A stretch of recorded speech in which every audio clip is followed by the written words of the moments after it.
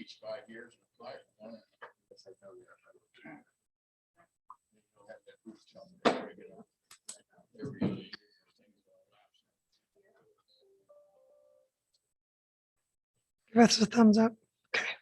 Okay, I'd like to call our Central School District Board of Directors meeting for the month of April. It's hard to believe, but I'd like to call the meeting to order. Jan, would you like to lead us in the flag salute?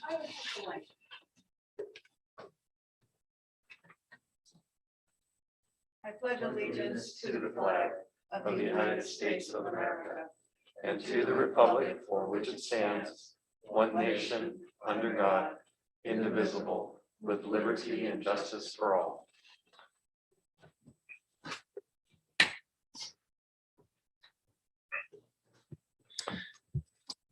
Okay, I'd like to turn it over to the superintendent to actually start the meeting tonight. So we are going to start this evening with just an acknowledgement for several of the losses that we have had within Central School District of our own. I will do my best to get through this. And then I will hand it back over to Steve because again, we want to be able for also the board to have some time to share as well. So before we begin our meeting tonight, it is with a heavy heart and with our deepest sorrow that we share and reflect about the loss of two of our colleagues at Central High School. Van Holstead, Central High School social science teacher, longtime wrestling coach, and outstanding community member who has been part of our Central family for 23 years. And Dan Hansen, Central High School special education teacher and remarkable community member who has been a part of our Central family for 7 years. Dan lived his life supporting and advocating for students in Central School District 13J. He was a champion helping students, removing barriers, and listening to students and families. No matter what the event, and I mean that, no matter what the event, Dan was always present, cheering on Central students. He will be truly missed within our Monmouth and Independence community. Van was a teacher, coach, and lead champion for students and staff. From wrestling to teaching to assemblies to leading the Panther Stomp tradition, he lived his life always supporting and advocating for students. He was an inspiration to all who knew him. So please join us in a few moments of silence as we remember Dan Hansen and Van Holstead, champion Panthers.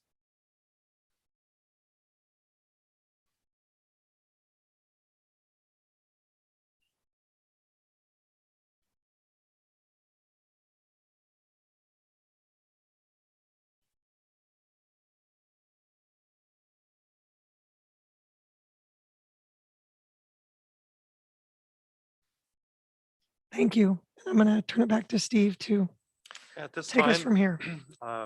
if any of the board members would like to share any additional thoughts, I'd like to just open it up to the board members. Yes, Jerry. Many years ago, when I was a scoutmaster, Dan was a part of my scout troop. He was for a while was a senior patrol leader. That's a kid that runs the troop base, basically, and did an outstanding job. He was a leader even then, and always looking out for the little guy in the other. Good kid and turned out to be a good adult. Yes, Jan. I knew both men actually quite well. As a former principal of the school, I had the privilege of working with them on a daily basis. They both were outstanding in their own way. And they both had the ability to ask hard questions and to be persistent. They were both fearless advocates of students. And each had their own style of teaching, but each was truly excellent in what he did. Dan was a former student of mine. I taught him high school biology, and he was ebullient and interesting and fun and a little bit fiery as a young man, but a really, really promising individual who blossomed into a fine adult. And Van, I've known Van for a very long time. I'm sorry, I made that present tense. I have to make it past tense. I had known Van for a very long time through various community things and in his role as a teacher and as a devoted family man. As I said, each had their own gift of talents. Each was a marvelous teacher and a marvelous human being. And there's a gigantic hole in Central High School right now. Just a gigantic hole. Thank you. Vidal. Jan, you were also my biology teacher. I know, and I still threaten you to change your grade. The loss that I'm feeling still to this day was very fresh. Over the weekend, I was updating my resume, and Van was on one of my personal references, and having to change that, it was tough. It opened everything back up again. Just knowing what a great person he was and how much he championed students, he championed his friends as well. You know, he's always had my back in any situation, any job, any event that I was part of. He came to support, you know, my parents' bands and stuff like that. Just knowing that he had that intensity to support people that weren't his students, you know, makes me know that he was even more so with his students and with his family. And it was a blessing to be a part of his life, because he definitely changed by. Thanks, Vidal. Anything else? Both of my kids had each one of them as teachers, and having them be at home and not around their peers and staff, I think it's been pretty kind of very different to grieve in that way when they can't be around such a tight-knit community within our schools, and not being able to see other teachers and help them walk through the grief and their peers kind of process it has been really hard. But they were both excellent to my kids.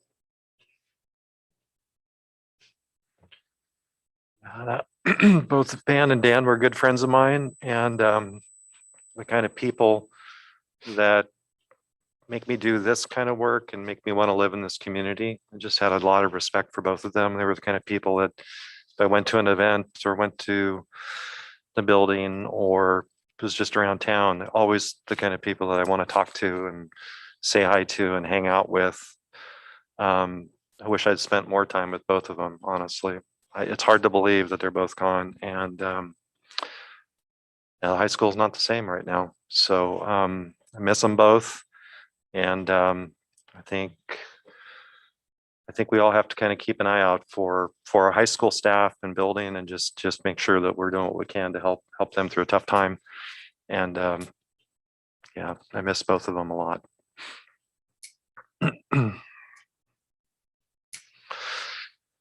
So let's go ahead and go over the agenda and then get into the bulk of the meeting. We do not have any changes to the agenda, so no changes as we move forward. Okay, so we will then start with the communications from the floor. We'll be doing these virtually or on video tonight. The comments from the community are entertained during the time designated under communications, public comments. If you wish to speak to the board, please fill out a comment card, which we've already done because that's part of the process to speak virtually. The speaker's comments in this forum are limited to 3 minutes, but the board welcomes additional information in writing. Personnel laws prohibit the board from hearing public complaints about an individual in an open meeting. All complaints must go through the board's approved process as outlined in board policy KL. This form may be found on our website or by calling the district office. Typically, a speaker's comment is taken under advisement to allow time for the board to review an issue. However, the board chair or other board members may ask the speaker for additional information or may convey to the speaker some information that addresses their comment. Please note on the speaker card if you'd like to receive follow-up communications. And thank you for joining and being willing to share tonight. So our first is Melanie Ainsworth, followed by Cassandra Ainsworth.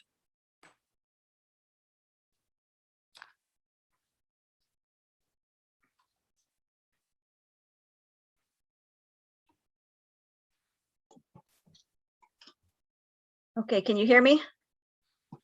Yes, we can. Okay, and Cassandra is not home from softball practice, so it will just be me tonight. She wanted to speak, but tryouts went till 6:30, which we hadn't planned on. So just a note on that. First of all, I wanted to say thanks for the opportunity to speak again. I wanted to begin by stating how much I appreciate Central teachers. I know that in some of our, I don't know if that's been communicated well enough in when I spoke previously in some of my emails, but I just wanted to say how much I do appreciate the teachers in our district. And that while I may not agree with how schedules have been designed or return to classrooms have been facilitated, I recognize that that's out of our educators' hands as well, and that they've done the best possible job they can do in a very difficult situation. I have spoken previously and really hadn't planned on speaking again, but as we return to school in hybrid, I had some concerns.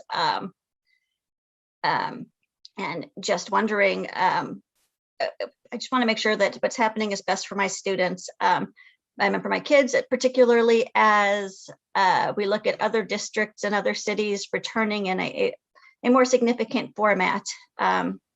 You know, what the difference is between Central and Albany School District or Yamhill Carlton or Lincoln County Schools or Bend, Sisters, etc. Some of these schools have been back in a true format for a long time. And as we phase in, my 10th grader is my concern, Cassandra is my concern in particular, because what her hybrid will be is essentially the same as what she's been going in for Lippy in veterinary science twice a week. She'll get 2.5 hours of in-person instruction twice a week, which is half an hour each day longer than she's been in Lippy. And when I look at the RSSL guidelines, I may be interpreting it wrong, but to me, it seems like there should be a minimum of 14.5 instructional hours. And when I add the morning hours, the PSP and the instructional hours, I am only getting 11. I also have concerns with the 9-day gap in between classes on the current 3 classes per week schedule. In my effort to kind of understand how this was developed, I actually reached out to Ben Gorman from one of the high school teachers who's, as you know, is active in the Central Education Association. And he indicated that they hadn't had any comment on that as well. You know, share many of my concerns with the schedule and having 9 days between classes, and that they hadn't been consulted in the hours or the days, etc. And I was very encouraged that he shared my concerns, and he wanted to make sure that the people knew that teachers weren't standing in the way of going back more hours or more times. And so, you know, I told him I'd make sure I spread that information as well. And I did really appreciate that correspondence and that willingness to speak with me. And so I'll note my son's schedule at Talmadge. I have much fewer concerns. He's going 4 days a week for 3 hours and 20 minutes a day. Talmadge adapted after the RSSL guidelines updated to from 6 to 3 feet. And I really appreciated seeing that.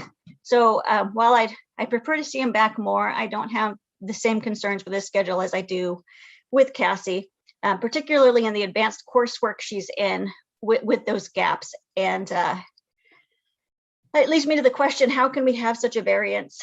My heart breaks daily because I feel like our students deserve more. My son's lost 4 friends and classmates to Santiam Christian. He's losing friends or switching to the hybrids. And I just wonder, could we do, I just feel like our students deserve better. Kids have been told in class that as many as 80% are wanting to come back in hybrid. And I know the governor has heavily pushed it and ordered schools open. And, you know, I would just encourage everyone to look at what we're doing. Are they getting the best that they can? Are they getting what their peers in other districts are doing?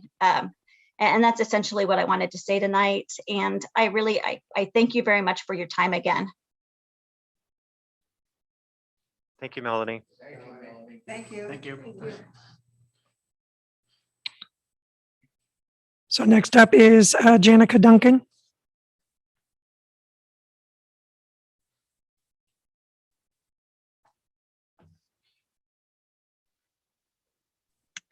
Hi, can you hear me?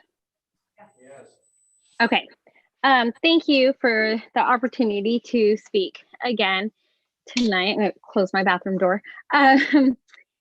I also was not planning on speaking again, but felt the need as schools are beginning to reopen more fully. I have been able to be part of the statewide reopening group and have seen the plans and the reopening for a lot of other school districts. And it's frustrating to see districts that are larger than ours, but letting their students or bringing their students back more fully. Cascade announced today that they will be returning mostly full time. Lincoln County announced today that they'll be returning more full time. Medford, Bend, Sisters all have announced plans to return full time or near full time. And so it's just puzzling why Central is not bringing students back more fully. And I realized today I have not maybe done a good job of expressing. I do believe Central has done the best that they can with CDL. I honestly don't have a lot of complaints. I especially seen what other districts have done throughout the state. I really do believe Central has tried to make CDL be as successful as possible. And I'm grateful for that. I really am. And so it is not that Central has not, it's not the things Central has been doing that is concerning. It's the things that we are not doing. And what it feels like we are not doing is prioritizing in-person instruction. I have 5 kids. My youngest daughter has been attending preschool 3 days a week, and it is a private preschool. She has received about 325 hours roughly of in-person instruction. By the time my senior in high school graduates, he will have received around 400 instruction hours and 36 hours of live in-person instruction. Obviously, I am more concerned about my senior than I am my preschooler receiving, preschool is great. I love preschool. I've taught preschool, it's great. But, obviously my senior's education, what he learns is more impactful for his future at this point in time. And so that is a concern of mine. My 4th grader today started attending school at Leckmeet Valley Charter School. My older kids attended there for elementary school. And when we switched back 5 years ago, I had no intention of moving any of my kids back. It was great while we were there, but I love MES. The school is literally behind my house. It is not convenient to drive a child 10 miles outside of town to attend school or to the bus stop. However, they have prioritized in-person instruction. My son got to go to school for 6.5 hours today. If he was enrolled at MES, he would have gotten 2. But each week, his peers at MES will get 8 hours of in-person instruction, and he will get 26. For me, this was a no-brainer of a decision. And I really like Monmouth Elementary School. It is nothing to do with the school, but I have to go where my child's education is being prioritized. I will fill out the form tonight that will commit him to go there next year, and my preschooler will attend kindergarten there because I have assurance that they will be attending full-time in the fall. Right now, we don't have that assurance from Central that our kids will get to attend school full-time in the fall. And so that is just what I would like the board and all those involved to really think about and look at is how can we prioritize in-person instruction for those children for whom CDL is failing. At the last board, or maybe 2 board meetings ago, 50% of our high schoolers have failed a class or gotten a D. Last semester passed, which is a D. I know that because one of my kids got a pass. The other one we were trying to get a pass and he got a C. anyway, I just, despite teachers' best efforts, CDL is just not working. We know that. And so I would just really ask that all effort be made to return our kids back to school as much as possible. The elementary schoolers, I don't understand why they're only going 2 hours a day. I don't understand why that is remaining. I can understand the high school schedule while I don't agree with it. The elementary school, since they're already cohorted, it doesn't make sense. It just does not. I have a degree in education, and it does not make sense to me why elementary school is not getting more than 2 hours a day. And I hope in the future that in the fall we can prioritize in-person instruction full-time for all our students. Thank you for all you are doing, for letting me speak. Thank you. Thank you. Thank you, Janica. Thank you, Janica. Next is Tia Lewis. Tia Tia Lewis. Lewis.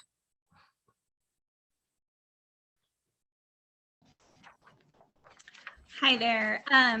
Thank you for letting me speak tonight. I wrote an email this weekend, and in trying to determine what I wanted to say tonight, I felt like I had said everything I wanted to say in the email. So I'm just going to read it because it's all there. But I did want to say that along the same lines of what Melanie said, I absolutely appreciate everything that our teachers are doing right now. I know that they have worked so hard this year. I have no complaints for them whatsoever. My daughter is in Mrs. Rush's class at MES, and she's thriving. She's the only one of my 3 kids that's thriving, but she's thriving, and I can at least be appreciative of that. So now I'm going to read this, though. I'm writing to you today ahead of tomorrow night's board meeting to address some growing concerns that I and many other parents are sharing. While we are all appreciative that our kids are now have the opportunity to have some in-person learning, it's devastating to know that our district is only doing the bare minimum, and possibly less if you look at instructional hours for our high school kids. While school districts of the same size and larger around the state are bringing kids in full-time, I learned this weekend that Albany, Bend, Medford, Klamath Falls, and many, many more school districts are bringing kids back full-time. As our states and school district together have made equity a major goal this year, we cannot even begin to focus on how to implement equity goals in the classroom when we have a district that is not attempting to provide an equitable education for our kids. Our district is at least 50% minority. Families that can afford to are hiring tutors or enrolling the children in private schools, while those that cannot afford it are at the school district's mercy to receive the bare minimum required education hours that the state has set forth. Families that are relying on 2 parents to work or only have 1 working parent are struggling to have their kids attend school at all while trying to provide for them, whether virtual or in hybrid. How is this okay? We are central. We must do better. We must be better. I know that this month has been really hard, especially after losing 2 very valuable high school teachers. I want to say that I'm sorry for your loss. I can only imagine that the stress of this year played some role in this. For all of our sakes, our kids, teachers, caregivers alike, we must push to return to normal. You know my stance on mental health. I've talked about it before, and how this year has affected our children, but it's not just them. Many of our teachers have expressed their desire to be back in the classroom full time, and 80% of our families have said the same. The state has cleared the way for the 3 feet spacing, and while we have heard pushback that the adults are still being advised to stay with 6 feet and transportation is a problem, other districts are making it happen. Why are we not asking them how they are achieving these goals? Shouldn't we be using every tool in the toolbox? We do not need to recreate the wheel. We just need to glean from others what we are not sure how to do ourselves. We must also differentiate between what is advised versus what is required.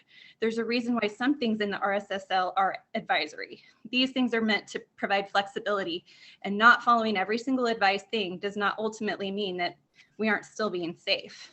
Another concern that I have is that it seems that the only person making the decisions is Dr. Kabista. While I understand she is fearful of COVID, as most of us are, she only has one voice. The school board and the union also get to have a voice and the ability to make decisions. A friend shared with me that the union has actually done nothing to stand in the way of bringing kids back in, nor in the number of hours that they are receiving in person. I've also talked to a few of you personally, school board members, and it is my feeling that at least most of you want the kids back and are in support of more classroom time.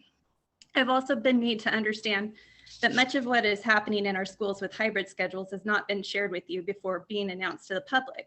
Why are you not part of the decision-making process? Why is so much happening behind closed doors? This leads me to the reason that Dr. Kabusta is unilaterally making all of the decisions for the school district at this time. I have to ask, why do we have a school board if not to speak for and to be a part of the decision-making process for the families they represent? We're counting on you to be our voice. Our teachers are vaccinated, school is safe. It may seem to you that it is the same parents emailing and speaking at meetings every single time. I mean, I've been here quite a few times, but I can assure you that I represent many others that are scared to speak up or are just so overwhelmed by the demands that this pandemic and the school closures have brought their way. They just can't put in the time. I represent a single mom with 4 kids who is type 1 diabetic, working early mornings and late nights around her kids' schedule so that one of her teens will be available to watch her littles. She can't even get a full 40 hours of work right now as a result. On top of that, her dad was just diagnosed with stage 4 cancer. She is a great mom and she is struggling. I represent a family of 7. Dad is working from home and mom is going to school full time. They have 5 kids from preschool to college, all trying to manage hybrid and virtually learning at the same time. One day, Dad forgot to pick up his first grader from school because he was working and mom was in the middle of a test. They also have a child with special needs. They are great parents, but this is hard. In my family with 3 kids and a husband who works full-time outside of the home, I have to rely on 2 or 3 friends every week to help me get kids from buses or pick them up from school. I'm fortunate enough to be home each day, but even I can't do it alone. We're not asking for free daycare. We are asking for our kids to have an equitable education, and all kids in Oregon need full-time, not just the schools are brave enough to try. 2 hours a day isn't enough. If the middle school can do 3 hours, elementary schools can easily do the same. I was under the impression from previous meetings that we were using a phasing in approach, but was told on the Central School District Facebook page that this was all the elementary kids would be given for the remainder of the year. Even when schools used to do the AM, PM kindergarten, they got more in-person time than that. So shouldn't we be making the most of the new guidelines instead of trying to achieve only the least possible amount of time? Also, the AV schedule for the high school is not conducive to learning or retention. How are kids in difficult classes like math, for example, going to retain information that they learned when they take every other week off? It's a real disservice to our high school kids who have been struggling so much this year already. I also attached a document that I'd received from an open information request that I did for the high school that shows how much their grades have gone down as a result of distance learning this year over last year. They're failing. Then more than 50% of the kids are failing. This new hybrid schedule will do nothing to fix that.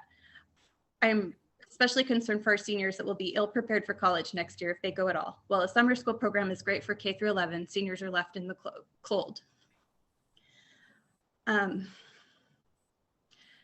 just going to close with, I'm terrified because while I'm not nearly as concerned about what's going on right now, just like Janica said, I want my kids back in school full time next year. And I've got them on the waiting list for Lucky Mute, but I love MES and that's where I want to have them with their teachers that they know and love. And the way that things have been moving this year, I don't have a lot of hope for that. So I just hope that you will look at that and consider that. And we need to have more transparency. Everybody needs to know what's going on. So I may or may not have been on the mark about what's going on, but anybody that I ask, if I talk to a school board meeting, if I talk to the union, nobody seems to know what's going on. So we need, and parents certainly don't. So we need to have more of a voice in this, and we need to hear from you what's going on behind the scenes, and everybody should know what's going on. Thank you. Thanks, Tia. Thank you. Next is Jody Merritt.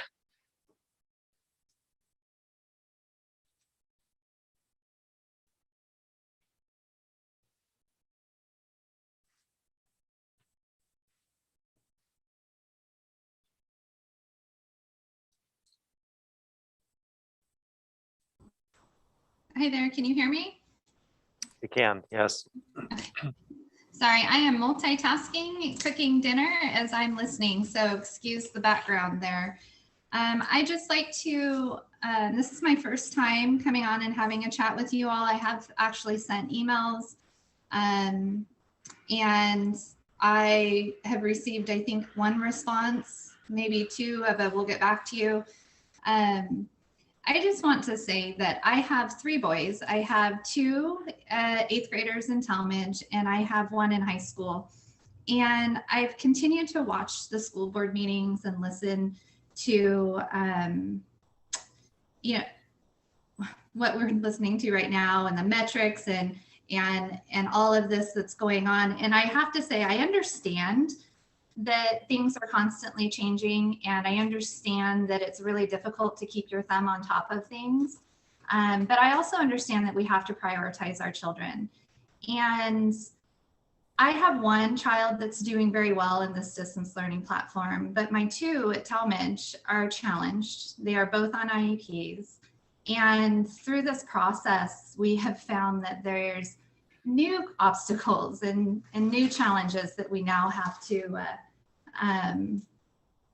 deal with on a daily basis. And me as a mom, work full-time plus, as well as my husband, and we're trying to do it all. We're trying to get them everywhere they need to be. We're trying to get supplies picked up at some very unreasonable times with little notice. And there hasn't been a lot of consideration, and I want to say grace for the parents. I agree with Tia and Janica and even Melanie's statements that there's some complete lack of communication and transparency with what's happening and moving forward. And that's really disheartening because I think that our number one priority should and always should be our children. And I think that we've lost focus on that in some way, shape, or form. And I know that there's been finger pointing, it's the school board's fault, it's the union, it's the teachers, it's the superintendent. But really, to be very frank, it doesn't matter. It doesn't matter whose fault it is. I think that there needs to be some regrouping and some clear leadership happening and really prioritize our children moving forward. I am excited that the kids are going back to school.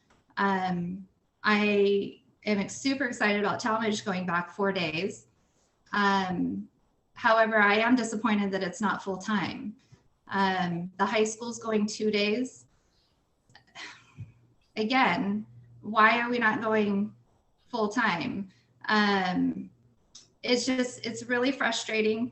And I've tried to kind of stay out of this realm for a long time. And I do appreciate you all listening. But I really hope that this is taken to heart and that we refocus on our kiddos. Mine seem to be doing okay. I don't think that they truly are, but they're managing. My biggest concern is those that you haven't even seen. This entire year, those kids that you've had no contact with or very limited contact with or that are failing, they're going to end up in some type of system. And they need eyes on them. They need to be in school. And again, my focus is not just my kids, it's our community. And I really hope that we prioritize that moving forward.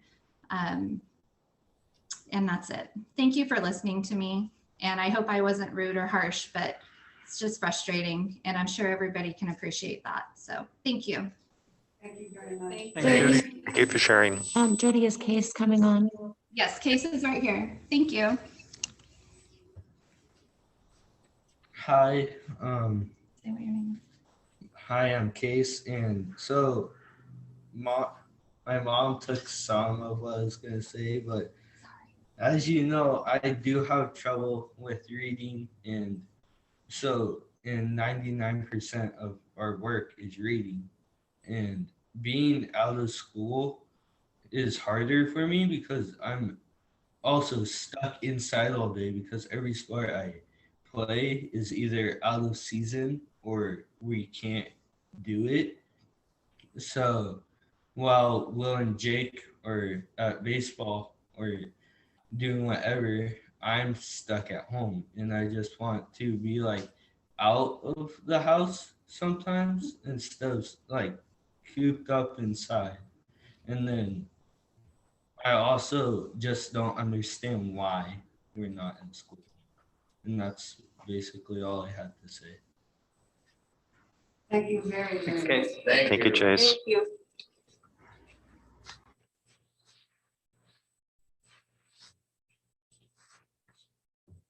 Do we have any more?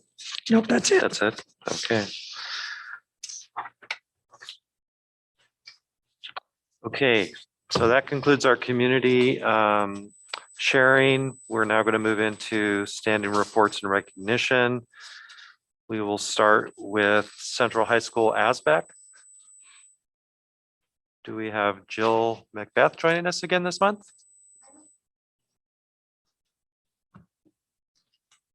Jill's not in the meeting.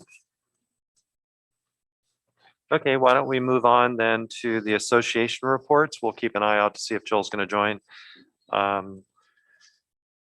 think tonight from CEA, we'll have Micah and Katie be joining us.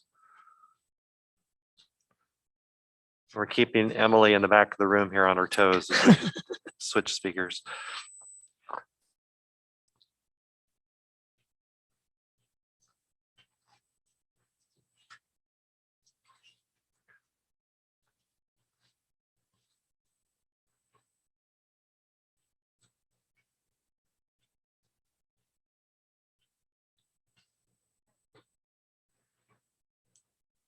Here's Micah and Katie, are you on?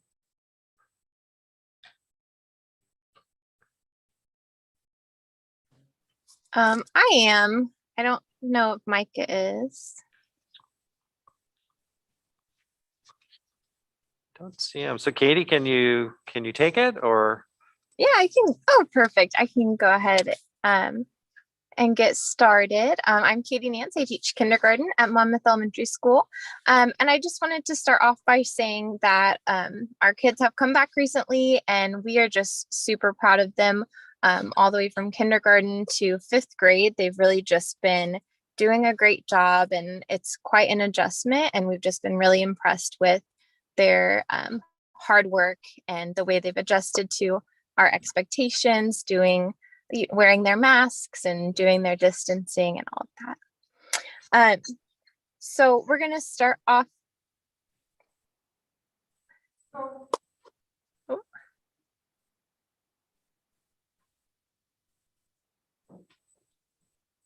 Can you guys hear me all right? Yeah. Yeah, I think you can keep going. It's just the camera in the room here is a little glitchy. I think you guys are fine. Okay. Awesome. Thank you. So we're going to start off talking a little bit about Character Strong, which is the SEL curriculum that we've been using this year. That was recently adopted. And a few of us from the district got to go and do the school culture conference online and just really see an in-depth look at that Character Strong. So there's a quote here that says, "No significant learning can occur without a significant relationship." And so really working on shifting not shifting, but really focusing on those relationships and building. And there was a quote from Houston Croft, who's one of the founders, who said, SEL isn't more important now than it has ever been, but we're just a little more clear on why. So we know that there's a lot of things going on and we really want to make sure that we're helping our students through all the changes and the inconsistencies of this year. So Character Strong uses this SERVE model and it has starting intentionally. So we teach each character trait each month. So this month is responsibility and going through and explaining the definition and talking about things, but then it really goes into depth and has different activities that the kids can do with us,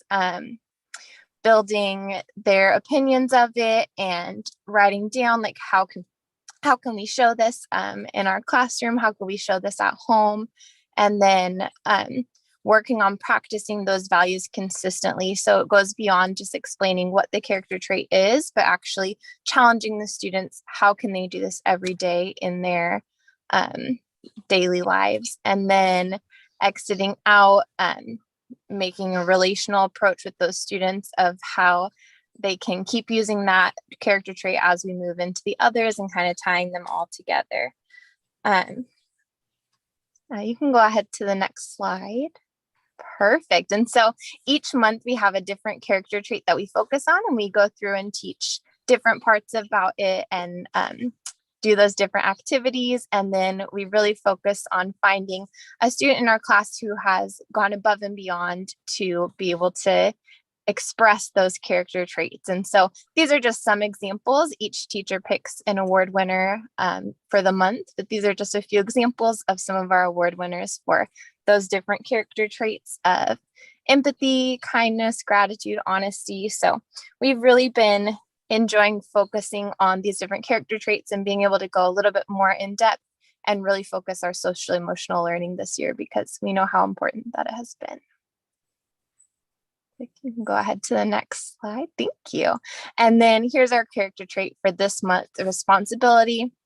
So we've been focusing, every classroom focuses on teaching about responsibility and what does that mean. And like in my class, we've been making a list. So the kids will go around and talk about different responsibilities that they might have, like feeding their dog or something like that. And then just really focusing throughout the month on how we can be responsible at home and in the classroom and really continuing to practice those things going forward. And we're really enjoying it, just practicing doing all of those things consistently. Perfect. Awesome. And then we wanted to share our school-based mental health associate, Alicia Preston, has been doing a lunch bunch with our students. So it's open to all students, which is super awesome. And it's virtual. She's been having about 15 to 25 kids who attend each day. And then they work on like doing an SEL activity while they're all kind of eating their lunch, doing questions, going around. And then they also have the PE and the music teacher who join like one time per week, which is super fun. And like last week, they did a science experiment. So it's just another good way to build those relationships and really focus on that social emotional learning. So thank you all for letting us speak. Katie, I'm on here, so I can jump on. I was a little late to get in. Okay. Hi, everybody. My name is Micah. I teach in the Learning Resource Center at Monmouth Elementary. First off, want to thank Dr. Kapista for having that moment of silence for our colleagues. We from the CEA and from MES just want to give our deepest condolences to both of those families and really just acknowledge how much it has impacted our community and our central family. And then just to build on what Katie said and some of the comments, we have our teachers that are working their tails off. I am in a really nice position because I get to work with all the teachers across the buildings. And every day I'm just in awe of how they've been able to come up with activities and different things to engage 5- and 6-year-olds online all the way up to 5th grade. So what you see here is a picture of our 2nd grade team. They did a March Madness book tournament, which was really awesome. So they read a different variety of books, and then the students got to vote on which ones they liked. And then, March Madness bracket wise, it just got shorter and shorter. So that was a fun way for them to be able to incorporate kind of a present day event into something educational. So shout out to the 2nd grade team. You all are amazing. We're ready for the next one, Emily. Perfect. And then what you see here, this is a little bit of what our equity team has been working on. So this is our first year getting our equity team going here at MES. And one of the things that we really wanted to focus on was like equal representation for all and making sure that all students see, hear themselves in the curriculum we're teaching, the stories we're sharing, and the videos we're watching, etc. So what you can see in the purple, these are some of our bulletin boards that we did for Women's History Month and then Black History Month. And then the pictures down below is we got an awesome grant from our UNICEF to get about $475 worth of books. And we really wanted to focus on those books being not only people of different races, but different abilities, speaking different languages. And then one of our amazing classified staff, Cheryl, she is a great artist, and she made us those signs to put up in the library around our collection of these new books. So super excited about that. And then this is information from our 4th grade team that was really exciting to hear. So we have a couple of our teachers taking a course, spending time, outside their workday to just increase their knowledge of reading, specifically the science of reading, and really learning that spelling, comprehension, phonics, and vocabulary are really what we need to hit hard. And I've had everybody who's participated in that come to me and say, hey, like, this is great stuff. And it sounds like some other elementary school teachers are also starting to take that course.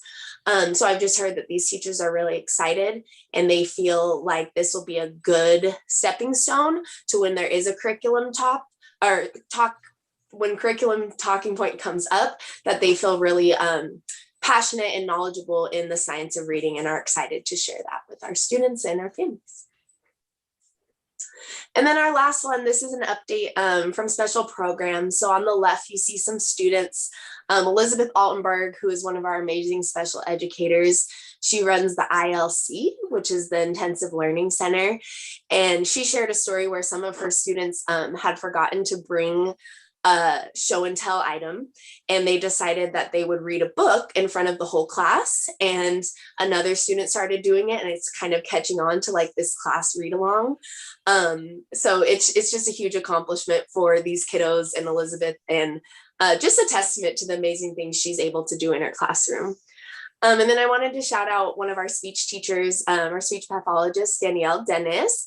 She wanted to share that she is mentoring a graduate student. So pretty cool that we have someone in our district that other people are coming to learn from. And, all of our speech paths and have done an amazing job of trying to adapt in this virtual world. So again, thanks for presenting. We're excited to just keep building on our successes and keep going from here. Great. Thank you, Micah. Thank you, Katie. Are we allowed to talk to them? Sure. You want to ask a question? Sure. I had a question for Katie. What kind of comment question? On your character traits, I thought that's awesome that they're also in Spanish, and that some of those that don't either speak English prolifically or can read it in English. I think that's great to have that up in Spanish. The question that I had was, is it, once it's shown to them, is it kind of broken down or taught more in depth to both languages? Is there someone that's able to do that? That makes sense. And then is that something that's going on in every single school? Because I know that some of our elementary schools are more have a much higher Latino base than the others. I just wondered if that's something that's going on in all schools. That's a great question. I know that Purposeful People is the elementary curriculum that's being used at all three schools. And I think that we've adopted Character Strong at all levels. But those are actually bilingual visuals from the curriculum, which is really awesome. We don't necessarily do bilingual instruction, but it is nice to be able to have those posters and things that we can hang up and have our students see in the school. Yeah, I really like that they're included in that. And then And Vidal, it is K-8. So Character Strong is K-8. Purposeful People is the curriculum for K-5. Yep. But it's all the Character Strong foundations. And then for Micah, on your presentation, I really like the equal representation board that you had for the Women's History Month and Black History Month. I know that it's come up in the past to where we like to have students see their race being celebrated in history, and I think that board did a great job of that. And then the special programs, I really like. I recognize one of the books. I did a study on autism, and I saw that Uniquely Wired was in that pile of books there, and that's a great one for kids to learn about that. And, I love it. I think it's great that it's more inclusive and everybody's getting involved. Thank you. Thank you, Vidal. Should we back up to Jill now? So thank you, Katie. Thank you, Micah. Thank you. we're going to back up to Central High School ASBEC if Jill has been able to join.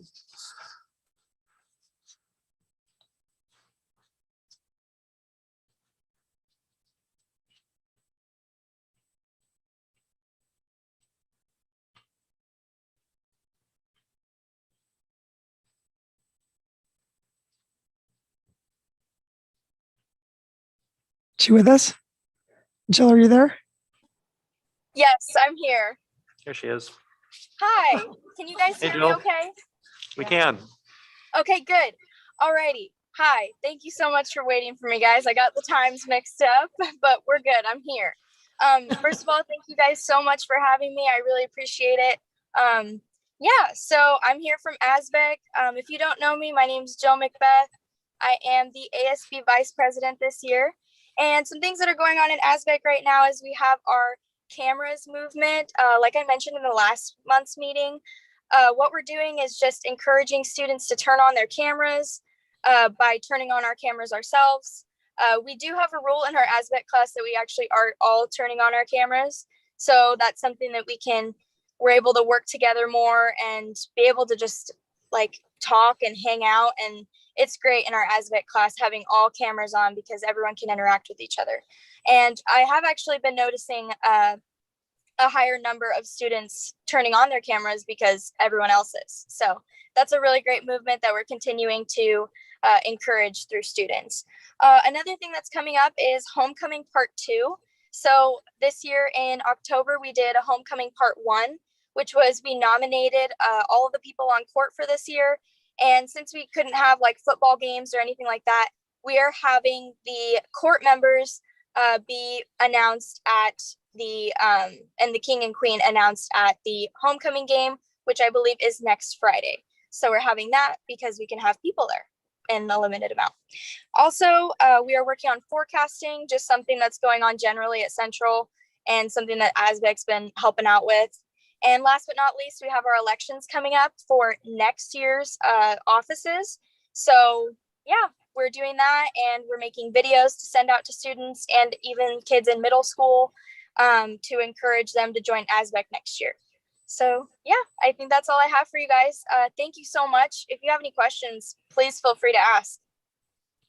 I just want you to know that you're absolutely charming. You gave good information and you're just a lovely, sparkly personality. Thank you so much. Keep doing what you do. Thank you guys. Oh my gosh, you're so nice. Thank you. I appreciate your kindness. I can appreciate you getting everybody to turn their cameras on because I think it encourages students to pay more attention. Not to throw my son under the bus, but I walked in on him. He was hanging upside down off of his bed, looking at the screen. So yeah, his screen is now on when he's at my house. So We've all been there. yeah, We've all been there. I was physically there. I was watching him. Thank you so much. All right. Well, Janet's thank you totally guys. right. Thanks, Jill. I have had the opportunity to jump in the high school and the students are doing a good job of turning their cameras on. So it's been good to see that. Okay, next up is our financial and programs report. Is Cease with us tonight? She is virtually. I am here. And the information for our report is included in your packet, sort of a summary of where we were on our major expenditures, and that was through February 28th. And then I went ahead and gave you a little bit of information about what we're learning about the major federal funds coming our way through the CARES Act for schools, K-12 schools. That is coming through as what's known as ESSER funds, Elementary and Secondary School Emergency Relief, and 3 tranches of that, 3 awards based on each time Congress has allocated CARES money. And so just a little bit of a brief word about that and kind of where we are in the planning stages of spending those funds. So just what we're focused on now is budget, and 2 weeks from tonight, I'll be seeing you all at our budget meeting. So. I know there's been a lot of talk about summer programs. So are summer programs going to get funded out of federal money or federal money that gets funneled through the state? Go ahead, Cease. Yeah, all of these federal grants are funneled through the state. Okay. Each of them actually goes to the state first and then comes in because the state allocates them across all districts, mostly based on Title I allocations is how they've been doing it. But some schools have different funding sources. Each of our current federal programs, including title programs, including our after-school program, including our IDEA funds, which are for students experiencing disabilities, each of those can have a summer component, and will be using them for that. The state also, as part of the Student Success Act, there was a carve out of funds specifically for summer school, and we have been awarded those funds as well. And that is a grant that is specific to Independence Elementary. And right now, the legislature is talking about additional summer school funding that would go out across the state, really focused on providing enrichment, social emotional learning activities, other than just core instruction. And so we anticipate that being passed by the legislature, and we'll be getting funds for that. We can use any of these federal funds for summer school. They are targeted towards extended learning, towards repairing and enhancing learning growth. Right now, we don't know that we're going to need any of them, certainly not this summer. So it'll be a discussion at the budget committee about how much we allocate in the future.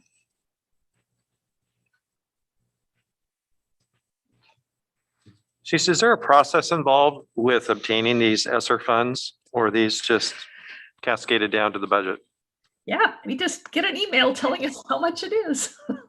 Originally, the first one we had to apply for a grant, I'm going to say in the beginning stages. So Cease and I had put together, there were key areas, but obviously since we've gone through this year, the federal government sees and knows the need from both states and at a district level for flexibility. So I think that what I'm appreciative of through the flow through is that flexibility for us to be able to support what we need to move forward with in the next several years. Yeah, as I mentioned, the third segment of money will take us through 2024, through September 30th, 2024. So we will have an excellent opportunity to, as the superintendent says, to flexibly be able to react not only to physical improvements in our buildings, we're spending some of the money on that, and not only to processes in our buildings, but also really building strong foundations for the future. And so we appreciate that. And that's part of what we're going to be discussing in the budget committee, an important topic, I would imagine, how to use one-time funding that's coming out of COVID relief and not tie that into an ongoing cost such as staffing levels, although there would be potentially some staffing required to do catch-ups or summer school or things like that. But long-term, you don't want to get caught in a situation where you're dependent upon these funds. Is that right? That'll be a key part of our budget committee.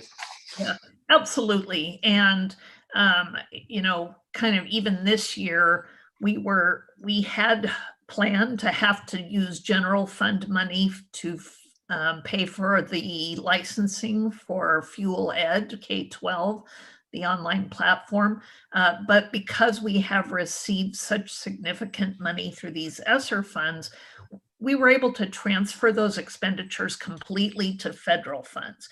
That preserves the general fund so that we can carry over a bit more into next year. But you're absolutely right. That carryover is still one-time money, and these federal funds are one-time money. If we bring staffing to you, it would be with the knowledge that those are temporary positions. Absolutely.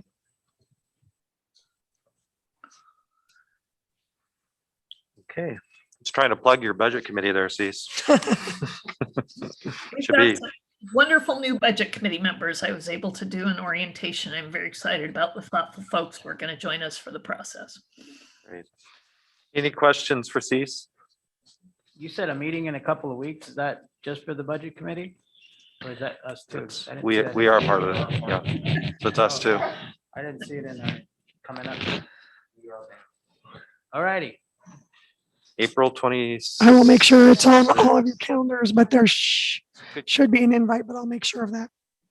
Yeah, I'll make sure Aurelia gets that out. I'm sorry. That's 26th of April, yeah, a Monday.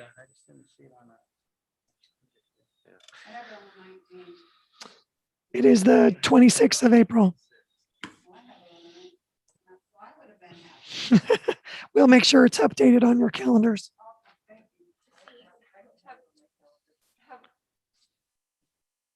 Oh, she's still there. Yep.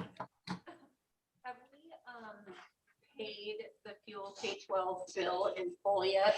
Or does that happen as of January?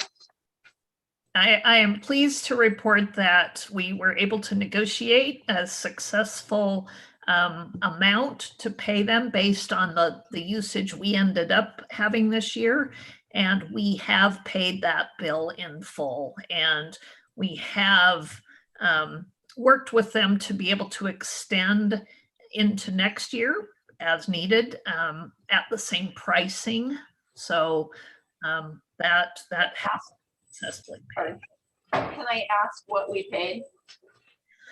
The total is around 700, almost over 700,000, but that includes also the materials, because the elementary schools do have those materials, and that is part of the actual fee. So. And then we start again with them as of January for the next school year. Is that correct? Or starting? That would be, we would start in September. We would start in July, negotiating what our needs would be to start over in September. It's on the fiscal year, Darcy, the July to June year. Thank you. Say the 26th or the next? Yeah, we'll make sure that all the budget committee gets on your calendar. So we'll get those out tomorrow. Yeah, I'm sorry about that. Okay, thanks, Cease. That brings us to our equity committee report. Thank you. Do we have Christina and Amanda?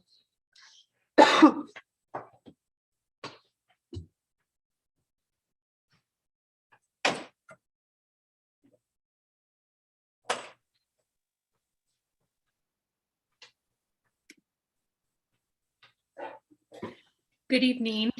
Thanks for having us. And my name is Christina Shepard, and I am a program assistant that work out of the district office, supporting student services. And my name's Amanda Smith, and I am also a program assistant that works out of the district office, also supporting student services. And we're excited to be here to share where we are with our equity work. And we want to say thank you to our board and definitely to our superintendent for making this a priority in our district. And I really believe that we are definitely on our way of making equity the heart of everything we do, and using that through all of our decisions. We have a ways to go. It's a journey, but at least our car is packed somewhat, and we're ready to kind of hit the road. So we just included the goal, the mission of the equity team. We're aware that the board knows that, but perhaps if families or other staff members haven't seen this, we just wanted to make sure that you were able to reference kind of our belief and why we believe our equity work is important. Go ahead, Emily. I won't go through this, but this was this organic body of staff of all different roles throughout our district, staff of color, white staff. So this was our brainstorm, and you have seen this, so we don't need to go through it. But again, it's always important to keep our goals and our purpose in front of us, because we can get lost in amongst the weeds. And so we wanted to make sure you, those that are seeing this, have access to it as well. All right, so we just wanted to take a moment also to just update on what some of the committees at school sites are doing. All of them are doing great work, but we had a couple, I guess, celebrations, or we're calling barrier busters, that we wanted to share. Micah did such a nice job earlier. I don't know that I need to say too much about this, but she did reference that at MES they were doing their equal representation board. So we have an example of what they did for March, for Women's History Month. I know they're meeting regularly and doing a lot of good work at MES as well as other sites. Okay, next. Thank you. And then we just wanted to highlight Sterling Roberts and Tony Castle from IES did a really nice job facilitating a school-wide meeting to introduce their equity work, and their presentation focused on being equity detectives. So they really did a nice job about talking about what does equity mean to people, and just having more of a conversation about equity versus equality. It was extremely well received. They got a lot of really good positive feedback, so much so that with permission, the district office small group has borrowed with permission, or is using their presentation to help us develop what we want to share with our team when we meet later in the month.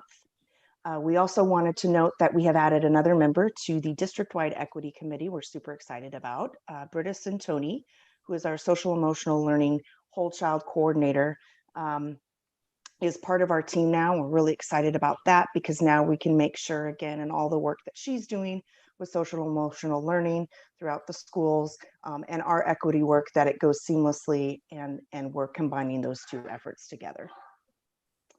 All right.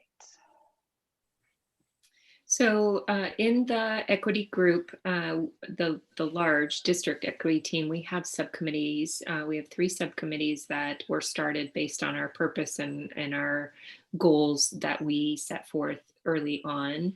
And one of them is professional learning. And so we have a couple of really great things that are coming down the road our way. One is a partnership that Western Oregon University reached out, and I have to give the superintendent and just the district in general, they reached out to us they wanted to partner with us. They had this grant opportunity. And so it's kind of the stars aligned, and it seems like the work that we're going to be able to do with them is really going to help launch us into our long-term, both short-term and long-term goals, and an action plan in regards to that. So Dr. Cabista and Rosa Diaz-Avery have met with them to do some planning about this multi-day workshop, which will be for members of the district equity committee, but will also be from the building level equity teams as well. And really with the idea of helping us start our work and get our goals going in the right way. So completing an equity filter process, or helping us identify which filter we want to use to kind of analyze all of our data and make goals based on where we want to go. And then also, because of Dr. Cabista's bringing the interconnected systems framework into our district, and the work that Britta Santoni is doing, we're able to bring them alongside this process from the very beginning, which again continues to reinforce the alignment of all of our initiatives and doing smarter work, not more work. So we're really excited. They have some wonderful professionals that have a wealth of experience that will only make our experience richer. So that's one of our exciting things that are happening, and we'll hear more about that in the next month or two about kind of the construct of what it's really going to end up looking. Go ahead, Emily. And then the other opportunity that came across our desk was COSA is putting on a book study. They've done several across different content areas this year. And this one was very well received, and they're doing a second version. And so members of the district equity team were invited to participate in this book study. It starts this Thursday. And the district purchased our books, paid for our registration fee. And so again, really honoring and prioritizing the ability to learn together and grow together. And so this will be kind of our first super formal, which isn't that formal, but work where we're all going to be learning together, or those that wanted to do it. Are going to do that together. So it's got, you can go ahead and hop to the next one, Emily. Just really, that's the topics that they're covering. And like I said, it's starting this week. And so we will all be on there with other school districts. And so that's always exciting because you can learn so much from other people and the journeys that they're on as well. Okay, so one of the other subcommittees from our district-wide group is establishing equity committees. At our last meeting, however, we realized that that's our primary goal of this subcommittee. And once we establish equity committees, there's other work to be done. And so we just changed our name to reference that. And really what we want to do by the end of the year, we will have equity committees at every site. And then we plan to, as we go on in the future, be a support to them. The district-wide equity committee would be a support, provide resources, providing professional development. There's a member from each site on the district-wide equity committee. So as we better our practice, we can funnel that down to school sites and school teams. In addition, the district office is establishing their own equity committee as well, site-based committee, and we hope to have that presentation. As I mentioned, we're working on that with help from IES and their work. We're planning to do that April 26th at the district office and see who would be interested in joining us on this journey, as well as once that's done, we plan to at least get the group of folks interested together to start talking about what that looks like for us as central office folks and how our work, regardless of whether that's supporting kids' transportation, that's supporting kids with lunches, that's doing payroll, really still has an equity lens and how our work impacts what's happening at the school sites. And then the last subcommittee this year that we're working with is the student of staff of color and voice, students and staff, excuse me, of color and voice. We have a little bit of work that's been done at MES right now already. What they're doing is they're doing a student equity group. And so they were giving teachers and all staff actually a chance to nominate a 4th or 5th grade student that they thought might be a good representative for that team. And they just filled out a small application or nomination form for those students and turned them in. I know that was done, I believe, right before spring break. So now they're going to be in contact with that group and really try and help train those students and have conversations with those students in hopes that as things go down the road, that they'll be working with the younger grades. And this will be an ongoing kind of leadership team that is available to students when they get in 4th and 5th grade. They're also doing some work where they're creating what's called a drive-by event for staff of color via Zoom. And they're going to give it a go and just invite people to participate, have some open-ended questions, and just start a dialogue. And then depending on how that goes, they're wanting to create that kind of a space for all district-wide activities in which there's an opportunity for staff of color to be able to get together and still go and have conversation about what's going on and keep in touch and work together. So that's our presentation for this evening. Are there any questions we can help answer at this point?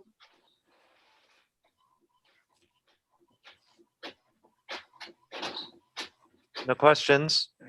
Excellent presentation, and continue to be really impressed with the work that you all are doing. So let us know if there's anything we can do to help.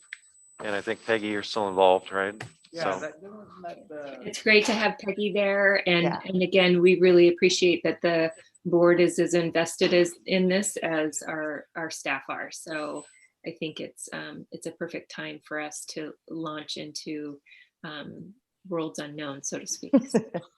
Thank you so much for this opportunity. Thank you. yeah. Thanks, Amanda. Thanks, Christina. That was the thing we got invited to participate. I think I had a. With the community. Yeah. Oh, yeah, it's the Western, that's what it was. It's not part of this. No, that's different, but part of that was built from, because Jacqueline, who is one of the professors that we're working with, she was in that when Peggy and I went through that with our community. She was there, so she's helped leading it. So we're really excited to just take some of those next steps, a little bit of assessment we're going to do with our staff of where we are, and then we're going to do the work and continue to move forward. So again, it's nice to have administration, classified and licensed staff all involved in it. It's been really great to watch the work.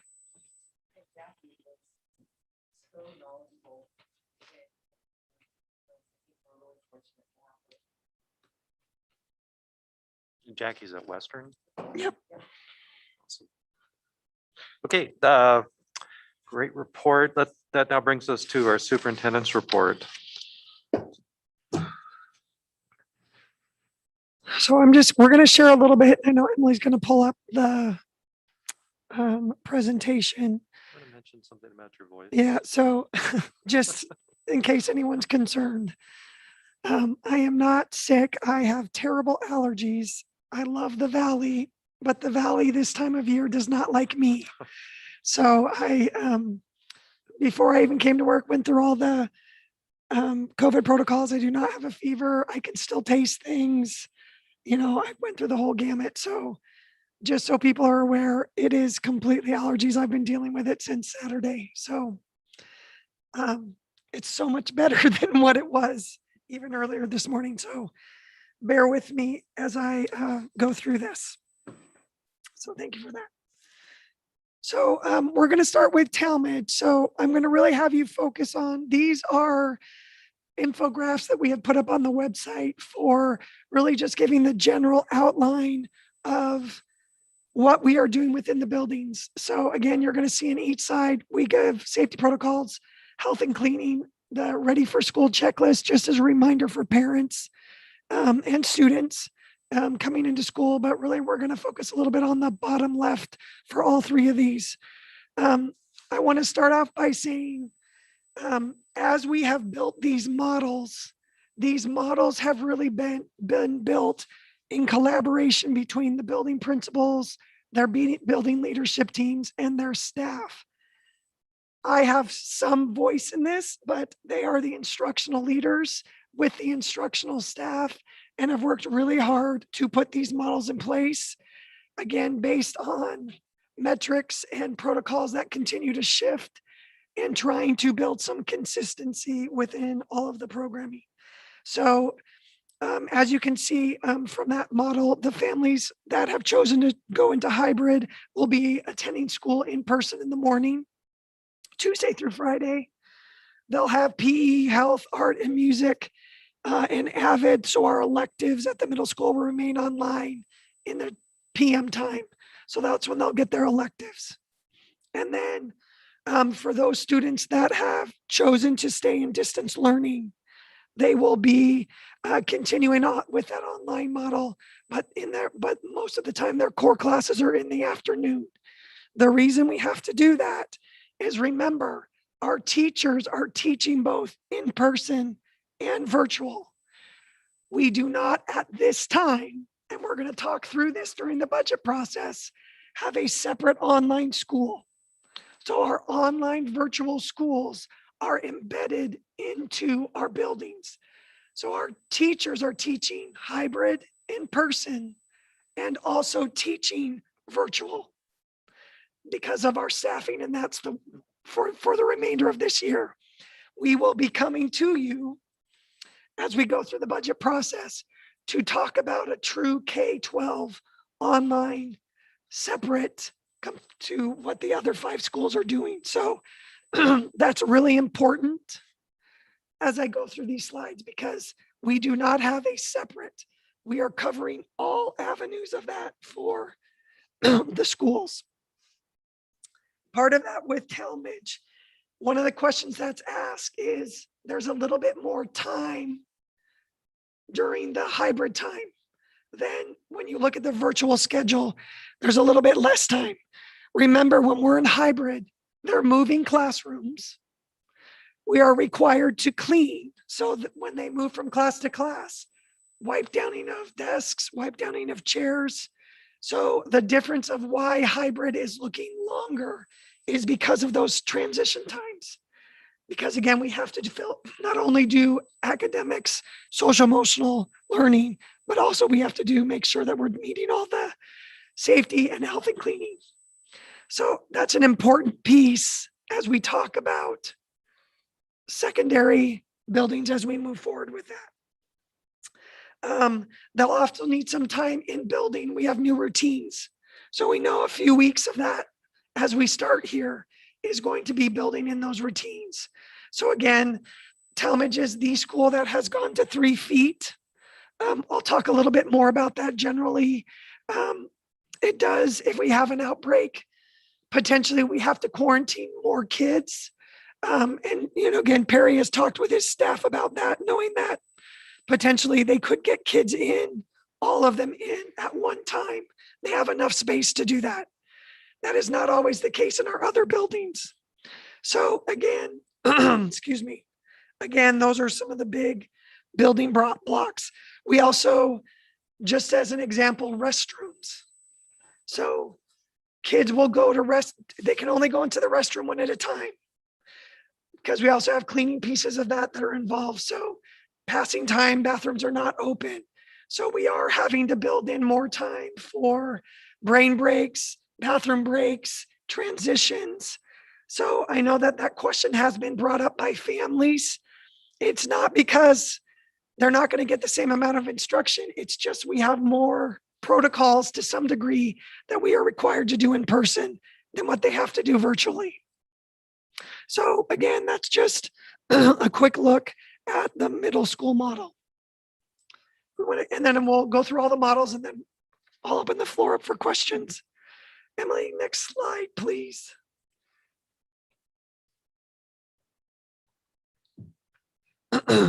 So next is the high school. I'm gonna go try and go a little deeper. So again, the same thing. There has been continued partnership. And again, this is the bottom left square. We have continued partnership that this model was built, again, in collaboration with the administration, in collaboration with the department chairs at the high school. Those department chairs shared it out with the rest of their departments to get feedback. High school is a very difficult model. We understand that there are schools that are going full, but again, our teaching staff is doing both hybrid and virtual teaching. So we have to build in time for both of those. So you'll see all students attend online classes in the morning. Then they'll do their in-person classes in the PM. So anybody that has chosen to go into hybrid will come in. And again, we have A weeks, and B weeks. And again, all of that conversation was in collaboration. Those models came from teaching staff in collaboration with the building principal and moving forward with that. There are lots of different models if you go across the state, if you go across the country. Again, to keep that balance of not having to switch teachers and different pieces as best we could, because that still happens. This was really a good model that they felt would be consistent with kids. Again, they'll have that alternating weeks, and then that virtual only students continue on that online model. Couple of things with the high school that I want to be just cognizant of. When we talk about the difference between 6 feet, and I'm going to read what the Ready Schools Safe Learners, when it talks about physical distancing, the actual language. So under 1C, in physical distancing. The new language reads as followed. CDC guidance released on March 19th recommends maintaining 6 feet of distance between distance cohorts when possible, limiting contact with distance cohorts in areas of higher county case rates. Schools that use less than 6 feet between students in classrooms, distinct cohorts is recommended, with at least 6 feet maintaining between distance cohorts. So that's what the first opening paragraph says. Yes, we can move to 3 feet. However, when you talk about at the secondary level, a couple things. We have had 2 outbreaks this week in athletic programs. We've had to shut those athletic programs down, as in all of them. So every student that was involved in those programs have been shut down. Should we have been in school right now, all those kids would not be allowed to be in person. The reason we are sticking with 6 feet is, for example, right now, we're 6 feet apart. Should I come up positive COVID, none of you get quarantined because we're safe. If we move to 3 feet, again, high school is a little bit different. We are doing activities. We have to take that into consideration. We're literally on a day-to-day basis right now having discussions on what are we seeing. We know that there is a fair amount of students being tested right now. I know my communication with you this week has been pretty significant, and even end of last week with what we were starting to see. In speaking with Polk County this morning, they have great concern that there is an uptick. So we're having to monitor that. So again, all of these pieces are taken into consideration even as we build these models. One of the things, especially with the high school, is we are, graduation credits and graduation itself, we want kids to get to. And we are talking about seniors right now, but in general, credits for everyone. It is really important, and I've said this from the beginning, in working with our building principals, in collaboration with our union, in collaboration with you, our goal is to get buildings open and keep them open. With the beginning models that we are at, with the goal of if we can learn and continue to learn, so we can be open all of next year, that's really the end goal. But we are still in some of these waves where we have concerns. With keeping the high school at 6 feet, regardless, should a student get ill, we do not have to shut the rest of it down. So there is some advantage that we are seeing of staying at 6 feet. There are not very many weeks left in school. We know that this may not be the favorite model of mine or anyone, but in regards to keeping school open, we feel again, in collaboration with our administration, in collaboration with our leaders within the building, that we have gone in that direction. I'm not going to speak. Again, I have different conversations with our union president, Mr. Gorman. I'm not going to speak to what he said. I know the conversations I have with him. So again, I believe we are aligned. I have great trust that we are moving in that direction based on what we are trying to do in the long run, which is getting schools open, learning for what we need to change, what we need to adapt to be able to get open full time within the next year. So again, that's a little bit about where we are with the high school model. And then if you go to the next slide with the elementaries, again, it's that lower left corner. We are staying currently with that AM and PM.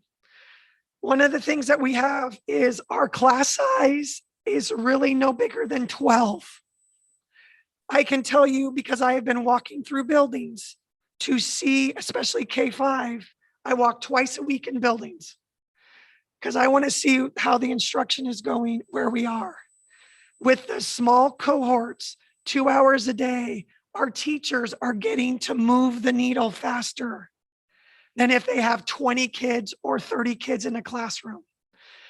Now, I know that that's not a favorite of everyone, but again, the model of being able to get students in small cohorts with direct instruction, we are seeing gains.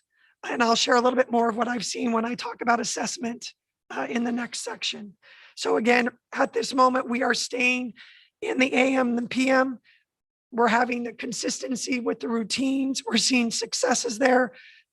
We still have PE and music through their live instructions. And then they have additional time that they can do some after school enrichment things online. Again, a couple other pieces I want to just reiterate, just from a general talking point about all three levels. It's really important, our staff, we are in the requirements of Ready School Safe Learners. They are technically required to stay 6 feet. That doesn't mean that they don't go in and out, but we're being very cognizant of how much you go in and out.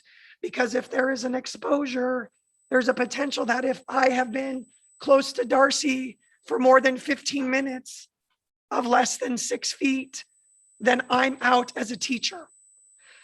We have hired additional subs. Every building has at least 2 subs, if not more. We are continuing to try and hire in more teaching staff. We've continued to partner with Western Oregon to work with our student teachers who have been amazing. We are going to have a great working staff. I'm very thankful for WU and their flexibility in allowing student teachers to come and teach with us more, because they're allowing us to keep that space and those distancing so our teachers can keep doing what they're doing. Again, as I said, one of the things, and we're going to watch it with Talmadge because they are 3 feet. If we do have any type of positive case, if I'm in the middle, anybody that's 3 feet around me will have to be quarantined. So again, we're sort of taking that risk, and that's okay because we felt it was the right choice for Talmadge. They have a little bit more space to be able to do that from a middle school perspective. So again, we'll continue to watch that because the definition of close contact is under 6 feet for more than 15 minutes. So if you are under 6 feet for more than 15 minutes and somebody tests positive for COVID, then you are quarantined at a minimum 7 days. You can go get a test. And if your test is negative, on the 8th day, you can come back. But some people are not being tested. We have had students test positive. You know, we've had parents reach out to us to say their student has tested positive and they're just going to keep them out for 14 days. So we are having both cases in the classroom and families communicating with us that, hey, Jen Kabis is not going to be in school. She has tested positive for COVID.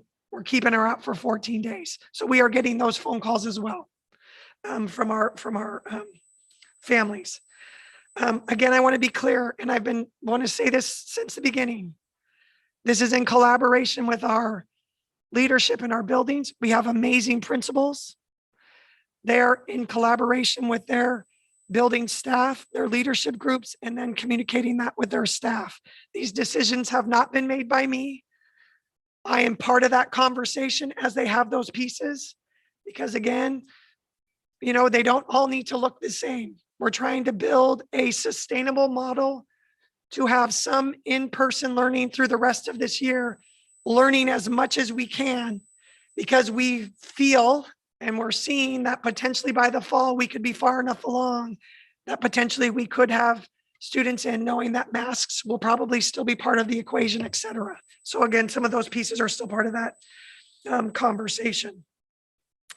So I'm gonna just pause. Again, these models, we think we'll have less issues of quarantine kids should we have someone test positive.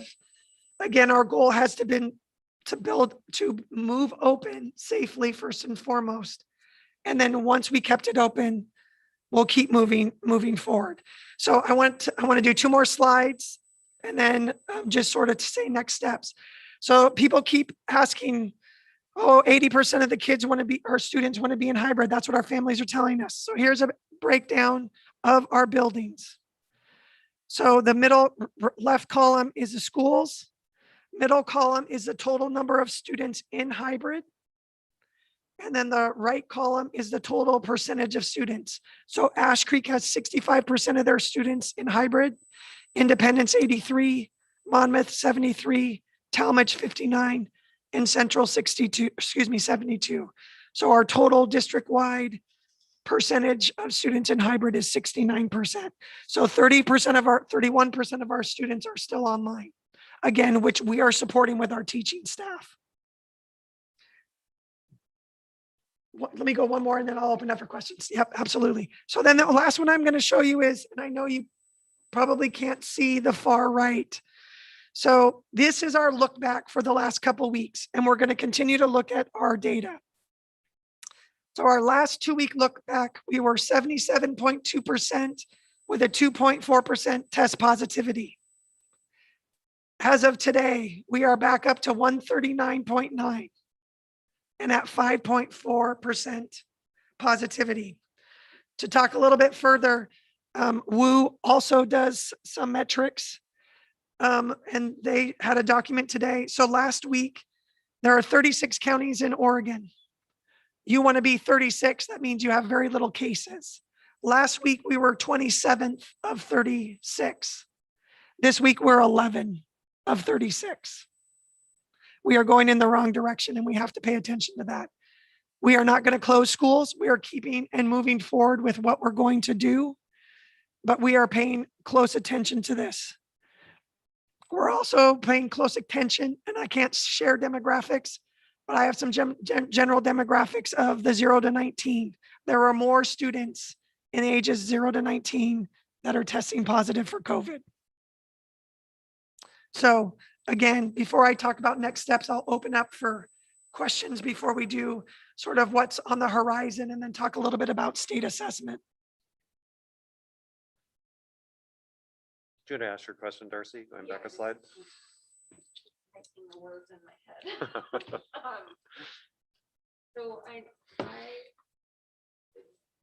sometimes I get a little confused between like Lippy and hybrid because they are two different things, but sometimes I hear us saying hybrid and then sometimes it's interchangeable with Lippy. So Lippy has, to some degree, is no longer with the new guidance.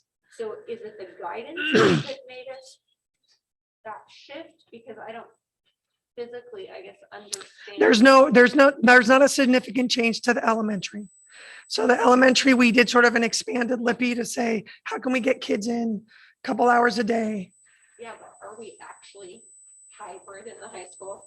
We will be as of April 20th. We're not right now. Nope, we are still in comprehensive distance learning. We will be as of to the 20th. That gets confusing for Yeah. people because we aren't right now, but we're saying we are. So both the middle school and the high school, as of April 20th, will be in hybrid learning. Again, that communication is coming from the principals. Again, community has shared with us that they want that information coming from their buildings. So I know both Principal Servignac and Principal LaBounty have been continuing to communicate, answer questions from their communities of when that starts. But yes, we technically start on April 20th. Good question. Yes, Jan.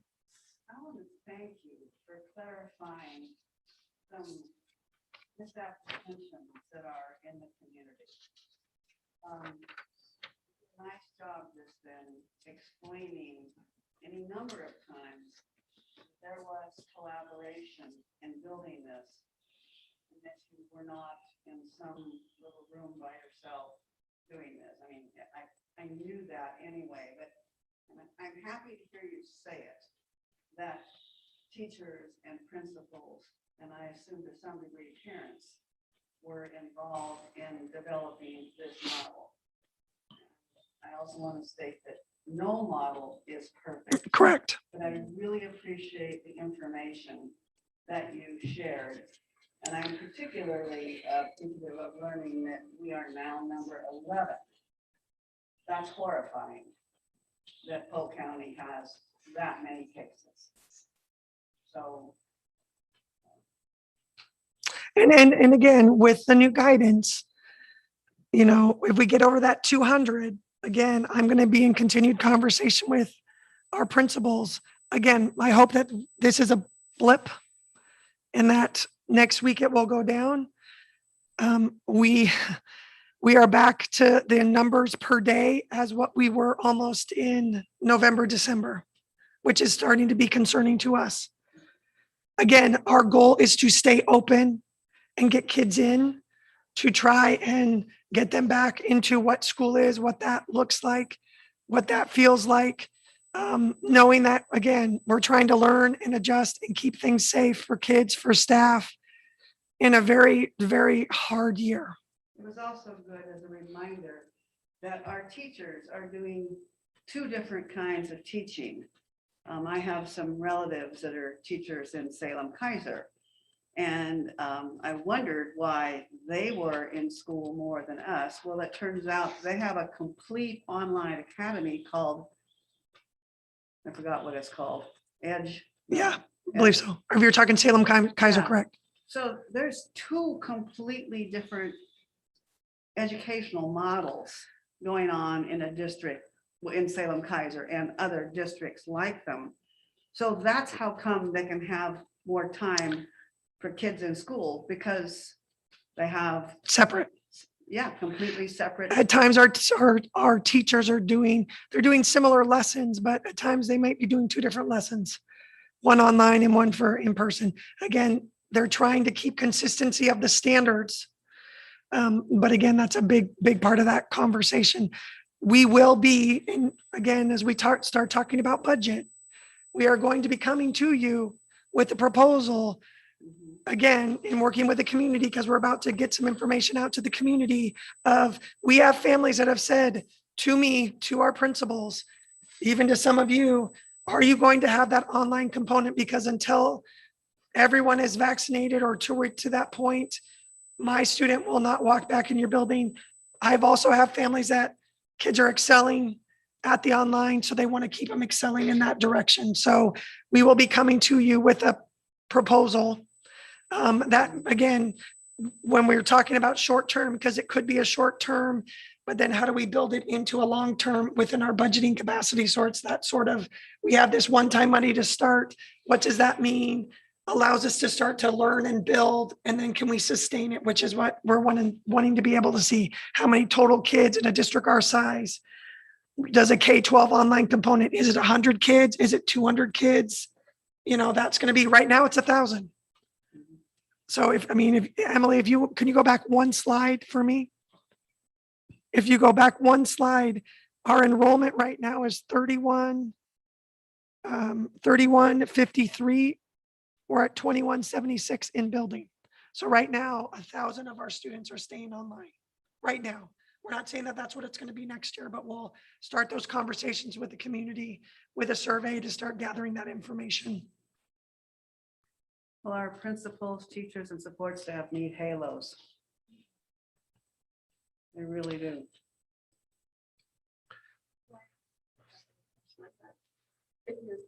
Oh, I'm sorry, yeah. No, you're totally fine. I took a breather. So I noticed when you were giving us numbers and then you mentioned about football, that things had been shut down because people ended up with COVID. But then I remember the student, Miss Macbeth, saying that they were having homecoming on Friday and letting the court walk around, but you said so we are, I didn't say football is going to down. I didn't say what sport, but that is one of the sports that we are having to shut down. We are in the midst of obviously communicating with families first. I know that Principal Servigna will continue to work, because obviously we're going to have to make a shift because we're not going to be able to play on Friday. So again, these are the constant moving parts that we'll have to continue to work through. Again, we had a meeting and this is what I will tell you. Again, yesterday was a holiday for some. My building principal at the high school, my athletic director, my director of security were in a text message with me yesterday, working through this. So when I say we are working. We're even working on times where I'm actually trying to say, please don't work on this day, because I want to honor people. And again, as we talk about equity, that means race, religion, national origin, etc. So again, 3 o'clock yesterday till about, I don't know, 4:30. We were in a constant text message and then had a meeting this morning right at 7 a.m. to work through one of the athletic issues that we were working through. I was made aware by my own children, by their friends, so I just assumed that the community was finding out that way. Yeah, and we were getting that. That's some of the next steps we're doing. So So thank does you. that mean that homecoming part of it for the students has been canceled? I have not had a chance to, again, my focus this morning with a principal server now was football. I will follow up with her. I'm sure they'll communicate out if they're going to make what that change will look like. I have a question as well, Jen. So Lippy's going away and then hybrid's taking over. You explained that fine. I know that Lippy was mainly at-risk kids and seniors. Yep. So are they Yes. any way, are they losing out any hours at all or gaining any hours? Or is it being adjusted in any way? So at the elementary, our students that were limited in person are still coming in on Mondays for 2 hours. So we do still have that going. With the change in the high school, that will get embedded into the day. So again, they'll be in there for about 2.5 hours doing, with their teachers, working through what they need to. So it's not loss, it's not gain, it's about the same. That's okay. Jen, are these kids, seniors especially, are they getting enough actual instruction to graduate? That's what, yeah. I mean, again, part of this is, and again, when you talk about, one of the things where I think we need to do a better job when we get back to whatever normal looks like, because I don't even know when we get back in person, we've learned so much. Things are not going to look the same regardless. But part of that is, when we talk about standards, so students have to meet the standards of 12th grade, and they do all the standards through high school. Right now, what the team is working on at Donna's level is working to say, how do we make sure that we know that kids know the content, that yes, we can give them credit for that. So again, that's really why they're doing that instruction in the morning. And then the afternoon is really some, with small groups of students to be able to have that connection. What are you struggling with? We want to make sure you know those standards so that we can get them to earn credit. And then for those seniors that they have the graduation requirements. We do know that, and again, I'll talk about summer school here in a minute, just as of where some of our next steps are. We know that there may be some students that will need to do some work over the summer to potentially regain a credit. The administration at the high school is working on that plan in a couple different ways. And I'll talk a little bit about that next in the next steps. So we believe that's partly why we're doing this model, still giving them that core instruction in the morning, because that's really important. And then being able to do their labs and other things in the afternoon so that we can make sure that they're moving in the right direction. One other thing that on that other slide, the Metrics. The 139.9. We go forward one for me, please, Emily.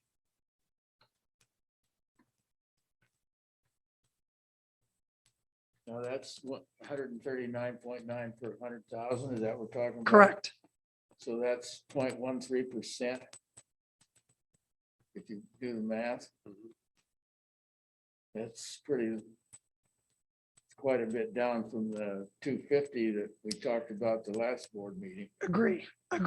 So I want that number to be not in the hundreds. If that number is, and I fully believe this, if that number stays below 100, I don't think we're going to have issues with, we may still have issues of a small, someone getting it. But right now what's happening, and we're seeing it in athletics, it's spreading. And we're trying to stop it.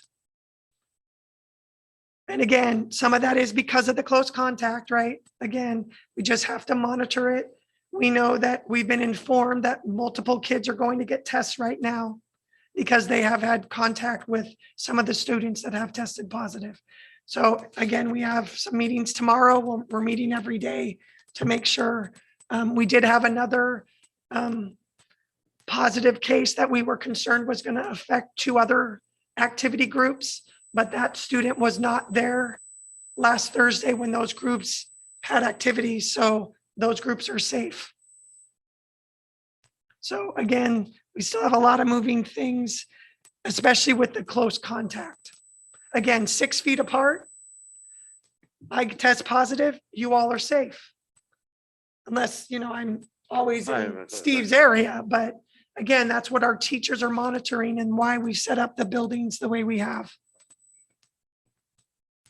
I think a couple questions that I have. So we heard tonight, and we've been getting emails about all these other districts that have gone to full in-person. What is it about those districts that's allowing them to do that? And are they doing, as you were talking about the schedules in the middle school, the high school, and having to do the cleaning protocols and additional time, I would imagine even these schools that are saying that they're going back to full in-person, and I wish I knew this, but I don't know exactly how they're doing that. I think a couple things. Some of the school districts are smaller in size. So again, I'll give you an example because he's in our Polk County Collaborative, Perrydale.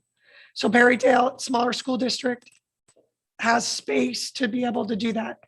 Again, we have spaces to be able to do that, but we don't have enough teaching staff to cover both hybrid and virtual. Perrydale, as an example, a majority of their kids are in person. We have 30% that are not. So again, his conversation is like, yeah, most of our kids truly are in. There's handfuls. So again, smaller school districts, a little bit more room, a little bit more flexibility. Albany, I know, was given as an example. I've heard that their K-5 is going back. Their case rates are low. I think they've been in lower numbers for quite some time. So again, I think that consistency of their case numbers and again, not having spread.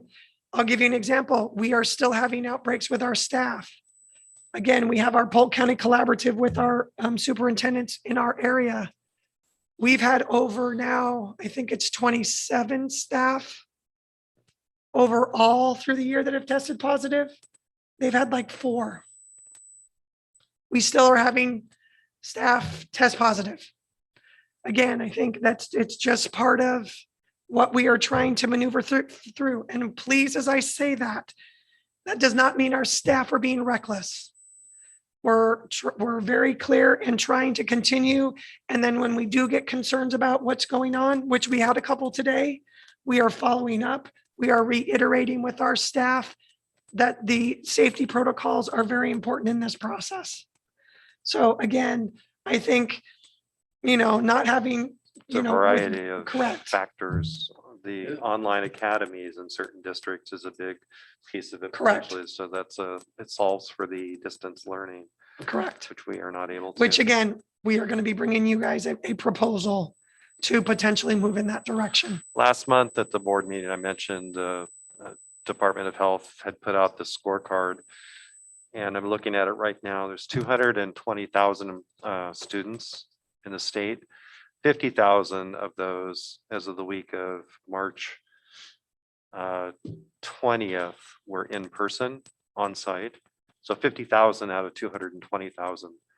So I'm sure that number is going up. Sure. Yep. But I think just to keep in mind, we're probably not, I think we're probably in the middle of the pack in terms of what we're trying to do and trying to be hybrid. There's a lot of schools that are still completely comprehensive distance learning. But yeah, so that's just, I think, good to keep in mind. And we will, again, we are learning a ton. Like I've shared with you all, like we continue to talk through, we are trying to, once we have everybody in some sort of hybrid in person as of the 20th, our goal is to keep everybody in and not have to close down. I know that Emily and I have been in lots of reaching out to different school districts. We are also aware that school districts are also dealing with very similar things as we are. That's started in athletics and they're in school. So it's now potentially causing issues where they may have to bring their whole school down. I was going to ask you that, do we know of any situations where schools have gone back fully, but because they aren't doing like the 6 foot, maybe they've done a 3 foot, they're at risk of having to shut down? We are aware, fully? and again, both Emily and Jason Clark in conversations that, because again, we are talking to lots of people. We're trying to learn and grow and do, again, our principals are doing the same thing. But again, we are aware, or I became aware of from Jason and Emily today, that there is a school district that is dealing with a very similar type of situation that is playing out in their activities, is how I'll phrase it. They're not being able to contact trace because they can't figure out where it started, and people are continuing to get tested. Now, again, I believe once we're in with at least K-5 and the high school, we'll watch the middle school. If we have to adjust, we will. I think we'll be fine because they do have a lot of space in the middle school. I hope the goal is that that doesn't happen, but yes, we are aware of a handful of school districts that are now starting to deal with that. Yeah, the middle schools, the least percentage of in-person students that I Correct. saw at 59. Yeah, they're 59. So I had a question, if we can rewind back a little. I don't need to rewind the screen, but in conversation, when you had mentioned about being a teacher being within 6 feet of their student for more than 15 minutes, or that's what we're Close concerned contact, about. yep. Yeah, so, well, 2 questions. One, I know that a lot of our coaches are also teachers. So in those groups that are being shut down and students that are in quarantine, obviously students aren't vaccinated, teachers could be vaccinated. So if they're vaccinated, do they have to go into quarantine? I don't No, think they so if have you to are go into vaccinated, so again, I'm vaccinated. I'm going to use Steve as an example. Should Steve get COVID, or, I'm exposed to him, he has COVID, I do not have to quarantine. I do need to watch for signs and Sure. symptoms because I can still potentially get it, right? Again, we talk about the vaccine is one tool in our toolbox. But I can also still, if he were to give it to me, I may not get it. I could be asymptomatic.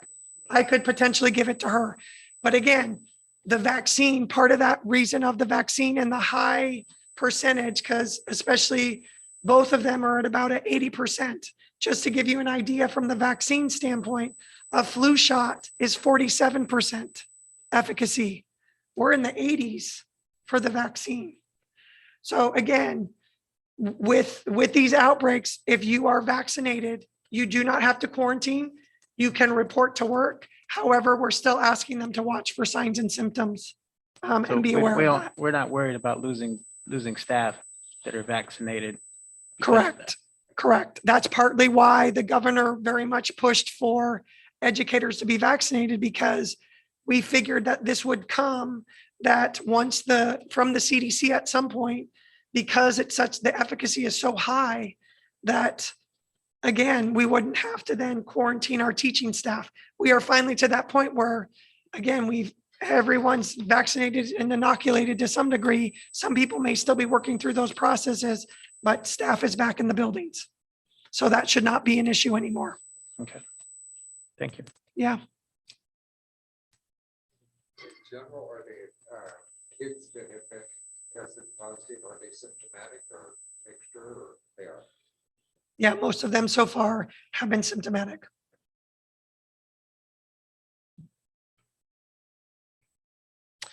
Okay, let's, sorry. Is there anything else that we could be doing between now and the end of the school year to get more kids back in the building? So I think one of the key pieces that were, transportation, and again, I'm going to say the 3 feet of transportation is a recommendation. It is not a required. We're having constant conversation about, and again, when you talk about a bus is confined. They're closer. We can have windows down. Some of that discussion, again, I wouldn't say with the way we're going up right now, I would be in favor of that.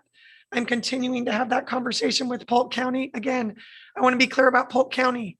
They're there for a resource for me to ask questions because we know that myself, you all, in collaboration with the principals and our union leadership are really the ones making the final decision.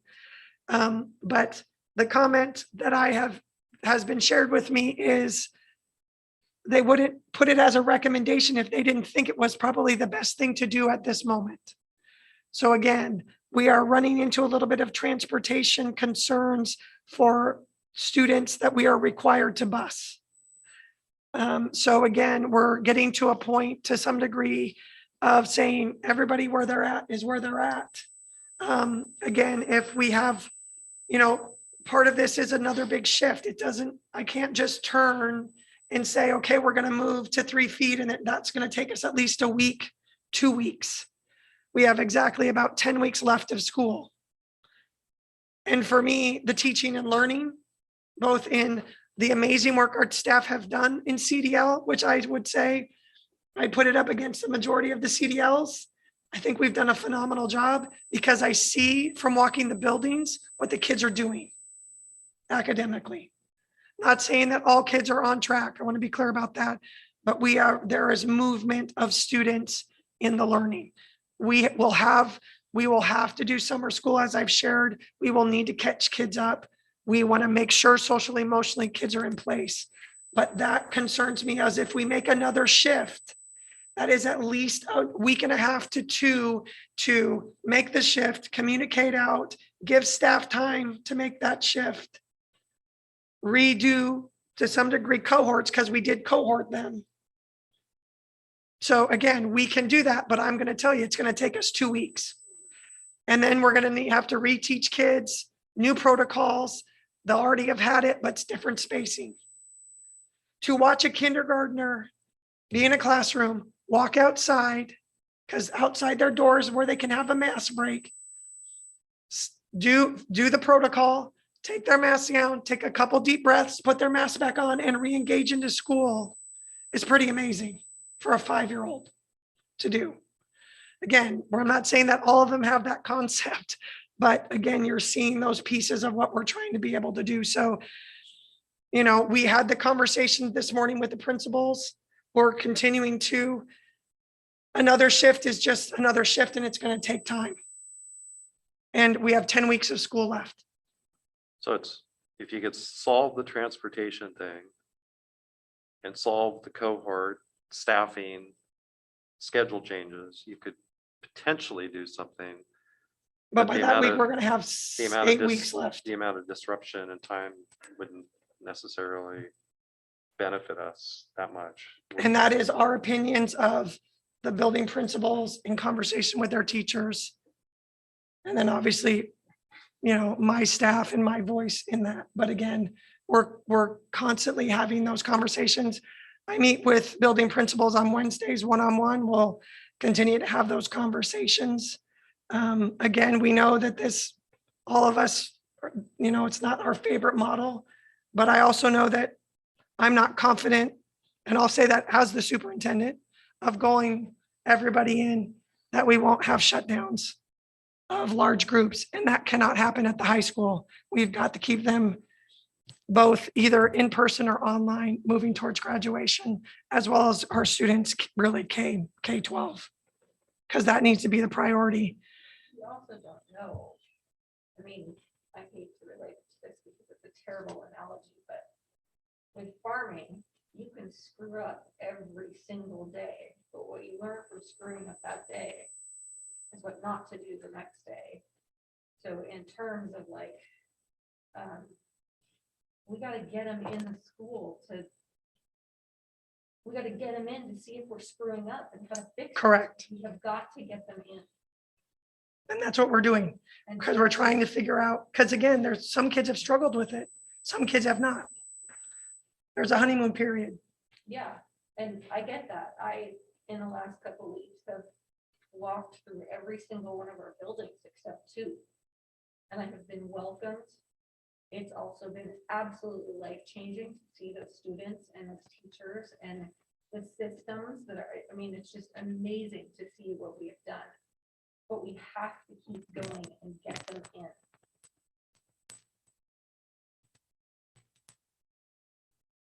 So the goal would be stable, stay with what we can, these hybrid models through the rest of the school year, learn as much as we can with an eye towards catching up in summer school, and then eye towards fall. Right, with the goal of As normal as we can. as normal as we can. Because we're learning a ton and the systems are so different than what they were. So that's gonna be our goal in the fall, is to open the schools all the way up so that. That would be my every kid- goal. every Again, I kid that think, Wants to go to school in person, or every family that wants. Correct, their kid in correct. school Can have their kid in school. full Correct. time. that would be our goal. And again, Emily, can you jump one slide forward for me? So just some pieces to sort of what's next. Again, continuing with our Polk County Collaborative, we're meeting every other week with the soups and the health department, because that's been really beneficial for all of us in our learning. We're going to continue to monitor the cases and test positivity. We are in the midst of developing summer programming. C shared a little bit about, we have built budgets in our federal funding, but the legislator is in the process right now of potentially adding more money for summer school. What we're looking at is sort of a traditional summer school. We usually run right after school, about a 5-week summer school, to do something similar with that, K-5. Then looking at jumpstart programs through in August. So K1 as an example. And again, I want to be clear, we are still building this in collaboration with teachers, in collaboration with our building principals, potentially a jumpstart program. So K1s, 6, 7s, 9, 10s who have not been in the schools, didn't have any transition, like our 9th graders this year, that'll be 10th graders, just getting them a little bit more time before the school year starts.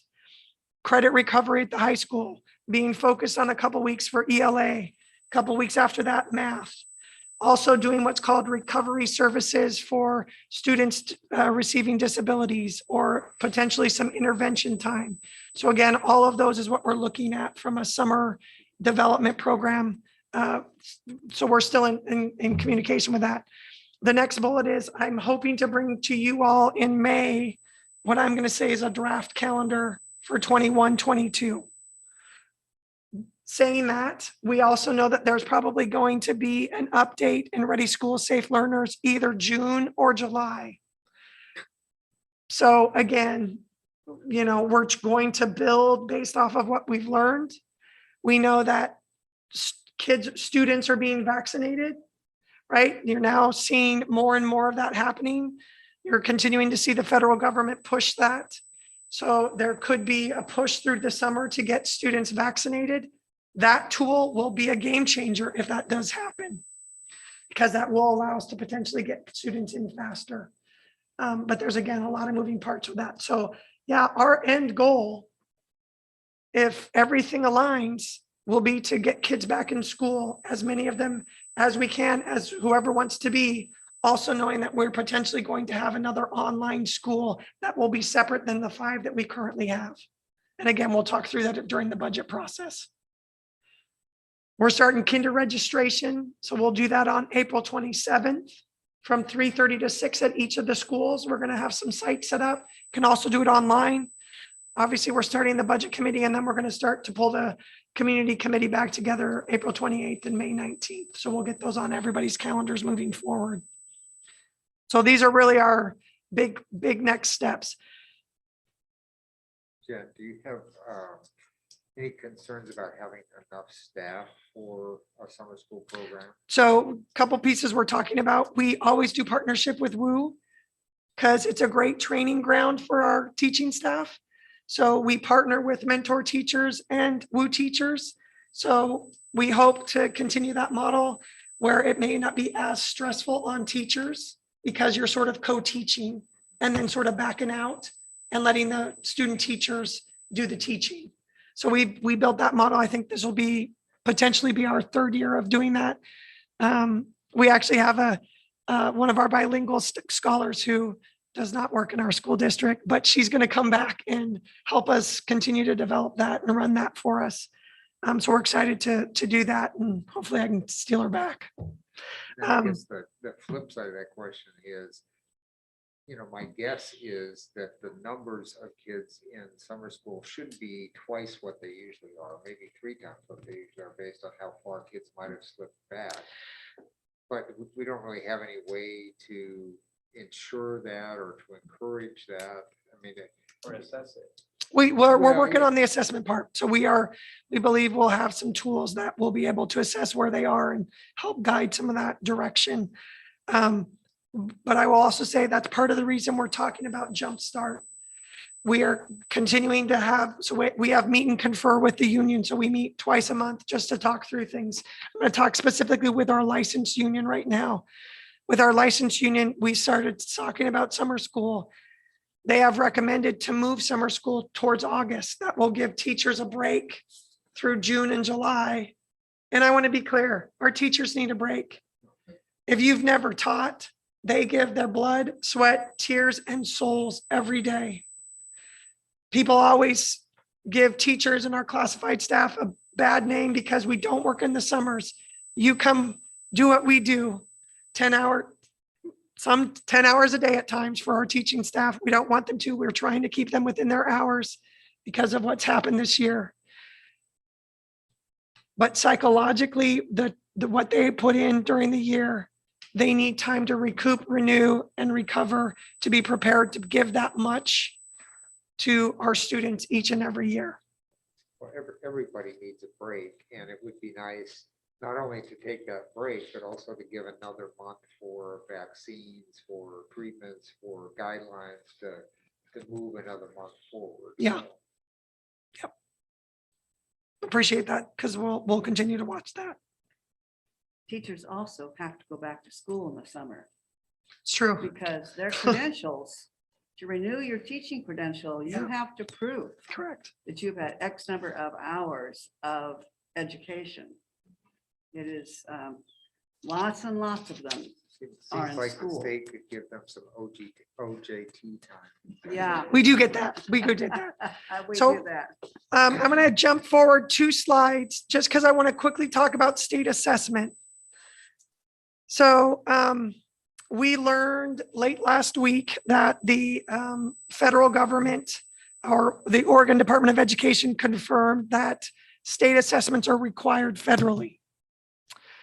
So that means our summative state assessments that we do every year are technically required.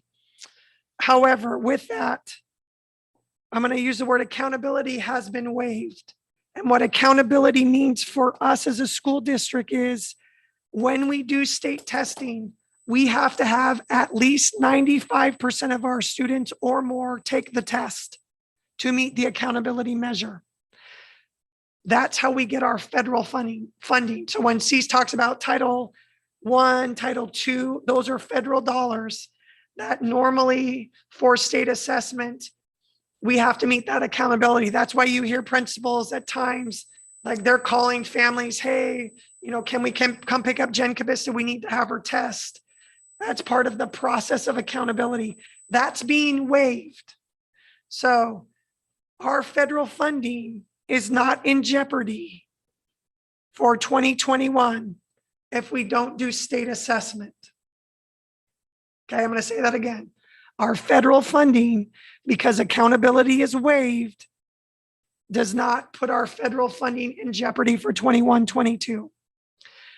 So we have, again, in continued collaboration with the principals, and I'm going to, again, specifically with the licensed union, we have had conversation amongst ourselves that we are not in favor of doing state summative assessment. It is shortened this year because, again, Oregon Department of Ed has shared what it looks like. But to be very honest, as a leadership team, from a teaching and learning side, we are not in favor of this. You'll see in that bullet below, there are many states that are choosing not to do it. Again, because the accountability waiver plays into this. Our goal, just in our conversations, is that we continue with the teaching and learning of students and not taking, because it usually takes us a month to do state assessment. It probably wouldn't take us that long, but it probably will still take us 2 weeks So we are recommending to families, we're right now on the website, we have opt-out forms. We actually are going to be posting and we'll be communicating out to families. And again, I want to be clear as a superintendent, this is the only time you'll probably ever hear me say this because of this year.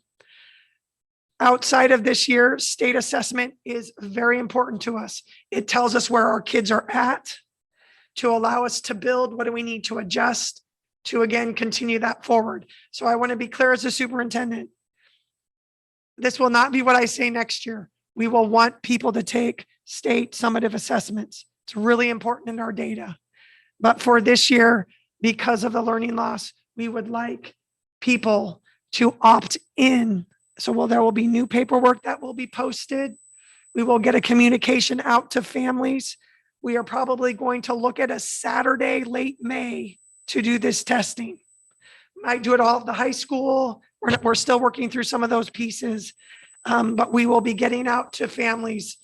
If you really want your student to take the state assessment, we want to have them opt in instead of opt out of that process. So that's a little bit of a change.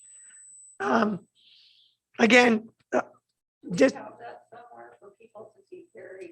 yeah, if you're on the website currently, if you go on the website, the opt-outs are right at the top of the website, but we'll end up sharing it out to families, attach it in emails that have it, or here's where it is on the website so they can go get those opt-in forms.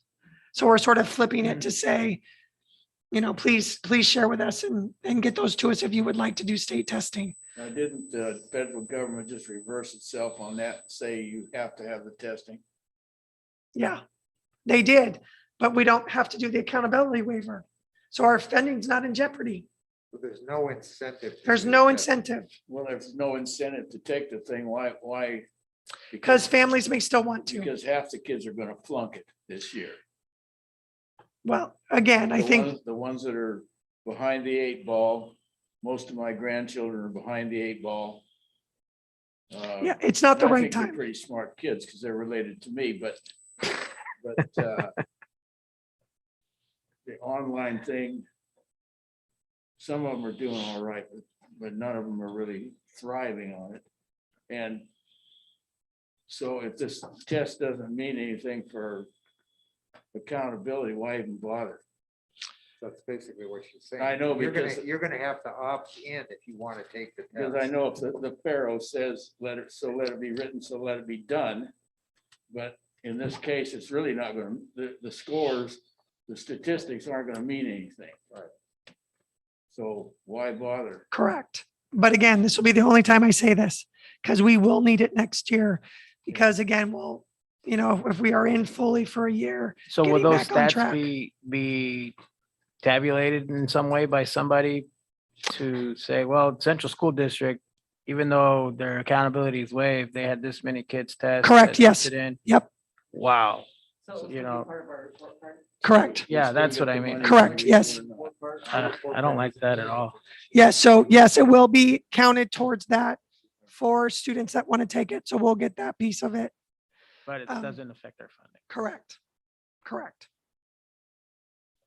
I guess you said that next year you're going to say we have to take it, and I know that's your job.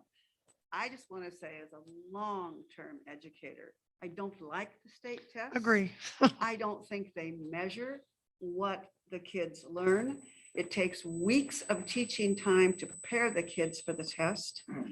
What she said. I absolutely think that the current tests that we have are good for data, but they certainly aren't good for instruction. And I'm happy to hear you say that we have the opt-in thing, because as much as I respect you, I would have argued loudly if you would have said we were going to go ahead and mandate to take the tests. Those tests are a burden on a teacher and on a student as they exist right now. So I am going to be a champion of the Take the test if you want, but don't make the rest of us do it. Yep. Yep. And I do think, Jan, and I appreciate that because, again, Well, I'll argue with you. I know you will, and that's fine.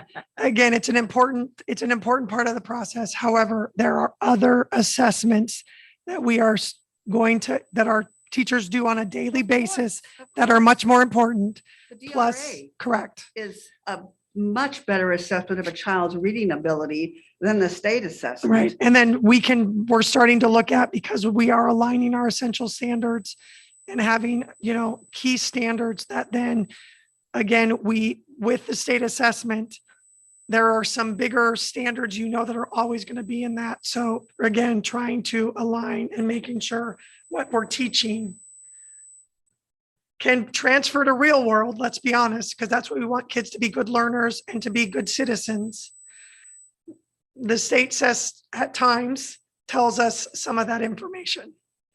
I'll probably get, I don't know, death threats or something for speaking against this current state assessments, but I've seen the effect on teaching, which means the effect on children. Yep. Doesn't work. So I think you have the board's support to proceed with the opt-in. Certainly the vocal one. I hear that colleges are starting to consider not looking at some of those tests too. They'll take your money. Yeah, don't make any money right now.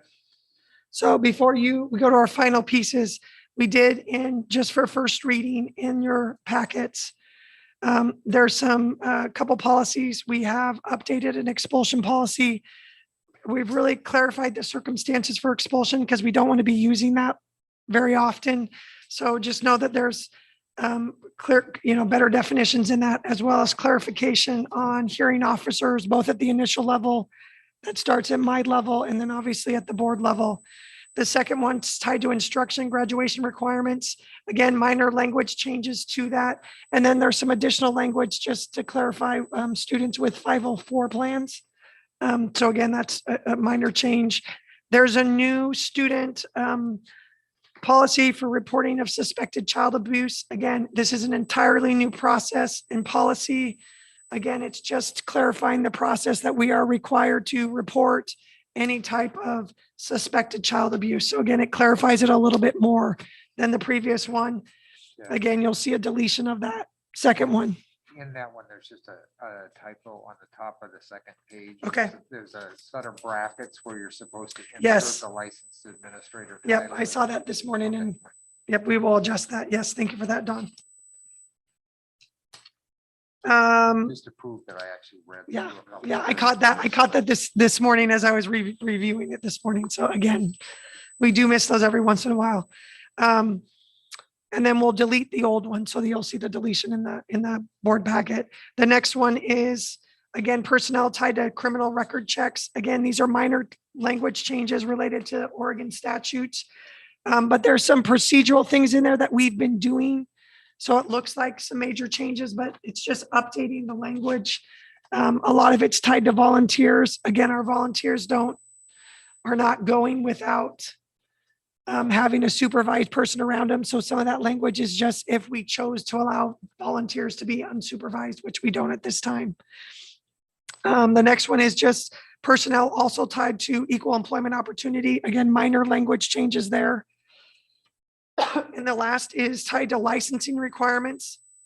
And again, some of this is just tied to the reporting of suspected abuse because we have to do some work with TSBC now related to any type of applicant's employment or history if they're under current investigation. So that is it. Okay. Thank you. That brings us to the board report. I don't have much. We've already talked about the budget committee. Next board meeting is first Monday in May. And then Emily had sent out some information from OSBA. Typically in the summer, they do a summer conference, but they're doing some virtual classes. So you can take a look at those and reach out to myself and Emily. And then we may have some new board members joining us in and around that same time frame. So we might do some additional training. We probably will later in the summer, in some type of a retreat. So we'll also be transitioning leadership of the board in the July timeframe. So be thinking about that. I'm thinking about that. Okay. Quick thought. Quick side note, you mentioned the new board members. Do we have somebody running for all the positions? We do. I haven't checked. We actually will have a race in one of them. What? There will actually be, there are 2 people. Okay, so that's the board report. That brings us to the consent agenda. It's the standard consent agenda. I have a motion to approve the consent agenda. I so move. Thank you, Jerry. Is there a second? Thank you, Darcy. All in favor of approving the consent agenda, please raise your right hand. Motion passes unanimously. That brings us to our business agenda. We have just the one topic. In your package, we have a letter from Pete Swan, who has expressed interest in filling or joining our budget committee. He'll be filling a seat, not in his particular zone, but one that is still open in zone 5. So I think we can go straight to the proposed motion that's in the packet. Do I have a motion? I move to appoint Pete Swan to Zone 5 of the Central School District Budget Committee for a 1-year term. Thank you, Don. Do I have a second? I'll second it too. I'll third it. I read his credentials. I'm gonna go with Vidal, Definitely because he's looking, that. because you're looking sharp tonight. Oh, thank you. Okay. I'm not I on camera Does though. this fill up the budget committee? think it does. I'm gonna look at Cease. Cease, does this fill the budget committee? We still had one vacancy. One vacancy. This is as full as we've been in years. Great. Got some great new members. All in favor then of the motion to add Pete to the budget committee, please raise your right hand. And that motion passes unanimously. And that brings us to our wrap up. I'd like to open it up to any of the board members that would like to share some closing thoughts. I have some. Yes, Jerry. Since I'm the lame duck of the group here, I guess I can say anything I want. Good anyway. I think anybody can. If I was king for a day, I would abolish, first thing I would do is abolish the Federal Department of Education. They're nothing but a drag on the states. Keep the money in the states, spend it locally instead of on DC bureaucrats. Anyways, that's enough of that. And the fact that we don't need standardized tests this year, hooray. There's an article about legalization of marijuana, and the stupidity of that is now being exposed because more kids than ever are using it because it's legal for adults. It goes back to my old story about, I'm not confessing anything, but when I was a kid, you were tall enough to put the money on the counter, you were tall enough to walk out with a case of beer. And now that same thing is beginning to happen with marijuana. So anyway. Yeah, and we're going to be doing a student healthy use survey. We have that at the secondary level. Those are some of the questions that get asked. So we continue to pay attention to that. Yes. In Colorado, their high school graduation rate since they legalized it dropped precipitously. And the last thing, I don't know if I should make a motion on this or not, but I think we should go all out to open the schools all the way in the fall so that the people that a lot of people are concerned.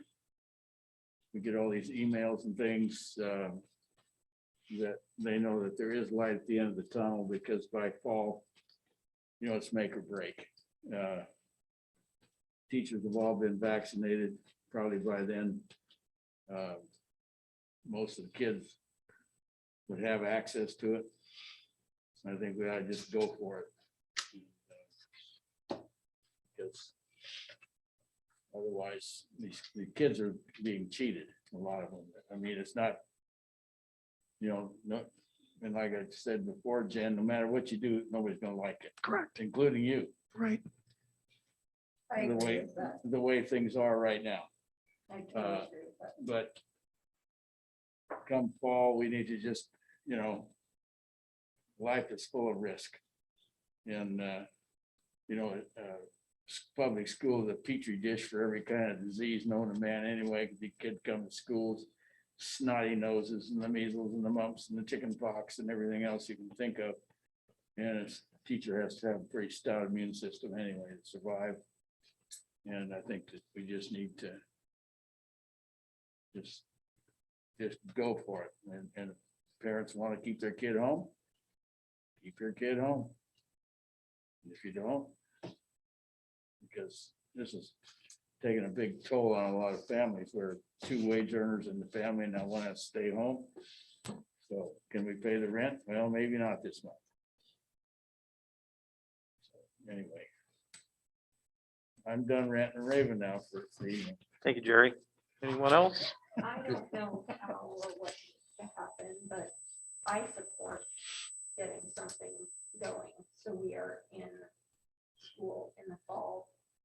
Because I appreciate everything everyone's doing, and I know people are working hard way beyond what is expected. But right now, we are planning on the next steps for summer, for next steps for graduation, but right now, the next step is to get our kids in the building. And that right now is, I can't speak for all parents, but right now is like, I can't explain it any other way, getting our kids in the buildings. And, you know, we don't know what tomorrow holds, but getting them in the building does matter. And we can't keep planning to get them in and hope this happens, because can't stop, like, and I probably don't know all the risks, but I do know that our kids have got to go back. And our high schoolers have got to go back. Thank you, Darcy. Anyone else? I just have a comment or an invitation. I think most of you should have gotten an invitation to the youth forum, which is hosted at the gate this Friday at noon. You're welcome to come. The primary topic is summer offerings, summer needs for kids.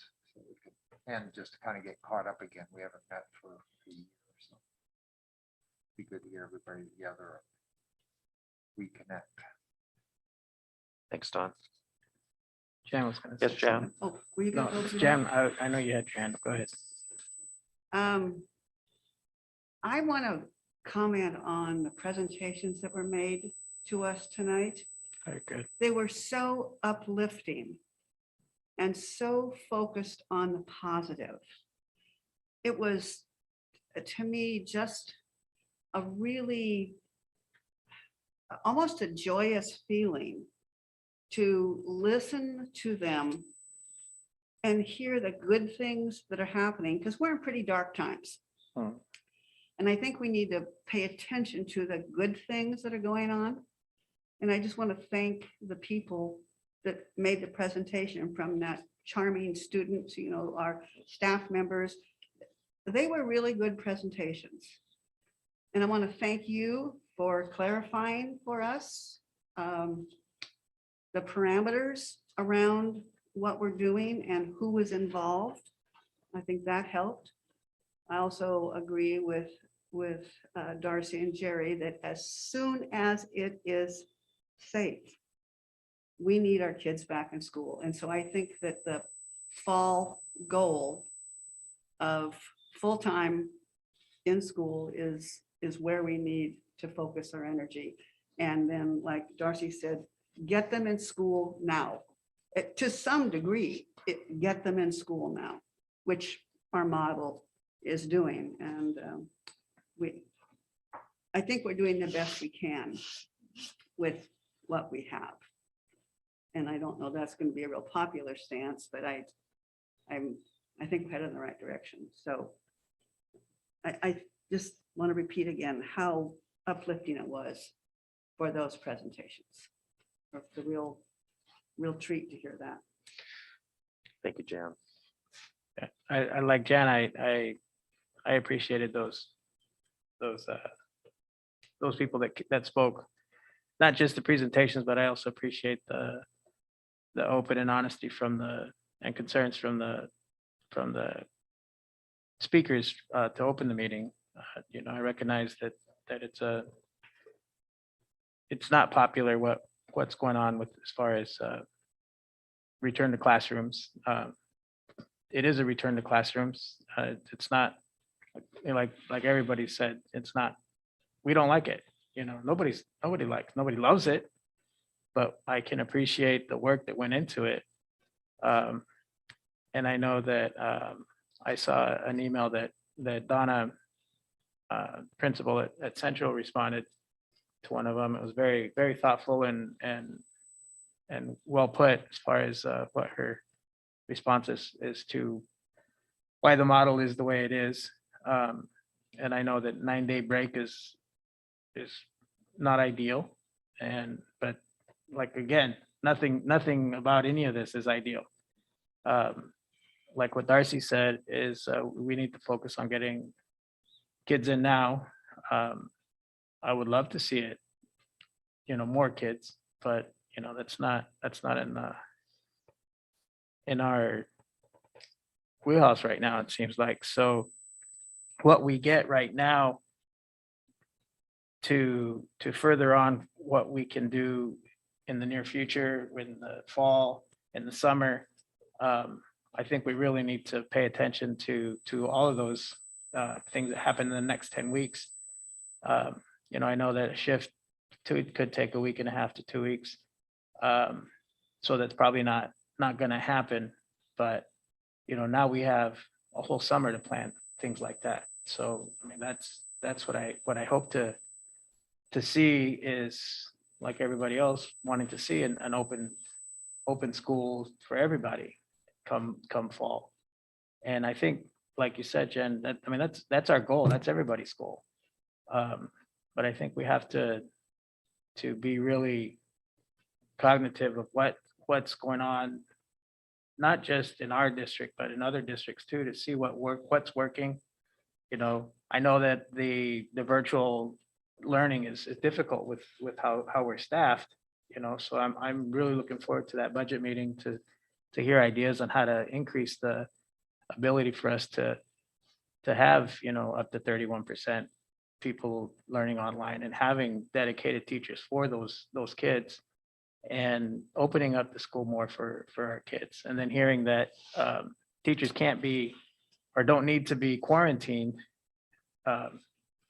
if they're vaccinated. That's exciting as well, because let's say they have a class where they're within 3 feet and they have to quarantine those kids. Well, that teacher's still available to teach. We're not losing one of our teachers.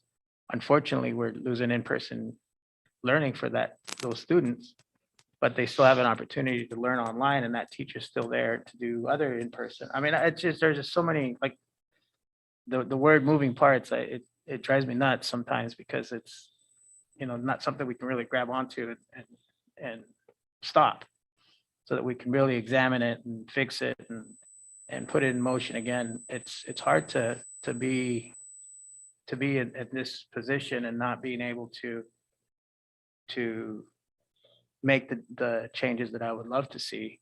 But I'm hopeful that it's going to be that way come fall. The only other comment, and I know that I mentioned it before,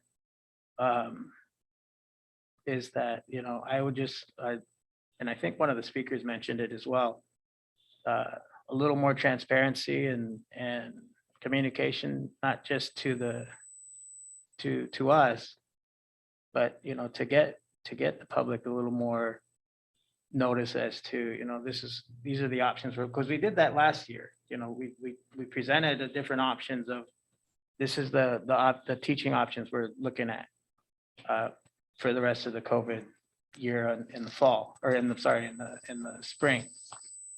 But with the current plan, that wasn't we didn't do that for what's happening right now. with the high school. or There with was a Talmadge. survey that went out. Yeah, What's that? there was a survey. Video on Facebook, and there was a letter written out on Facebook and to the parents that went through all the details. For the 1A and the 2A. Yeah. and- Yeah. Several different modes. Okay.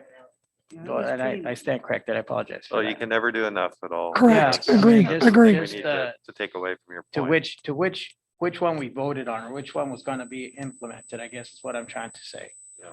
Not so much that they didn't have a choice, but I would have liked to have known before the public knew. And I've already communicated that. I just wanted to make it publicly known that I asked for that as well. If that makes sense. Thanks. Share something on a lighter note. Sure. I am helping Mr. Baldwin at the high school with fundraising for the senior all-night party. We have an online auction that is going to be starting up in the next week. Brett has all the fancy language and is getting everything okayed. But I'm helping with that and gathering items for auction and setting them up and donations. And if anyone knows anyone that would like to donate to this, Oh, come see it's a me. plug. And we're also looking at ideas about prom for seniors, and which is more promising every day, but it's gonna look different. And the senior sunrise that I think upsets a lot of people because it happens, I think, at the beginning of their senior year, might just occur coming up here on a very prime day. And it's looking good. There are a lot of people getting involved. Parents obviously want to get involved, but there's lots of stuff we can be involved with doing those things.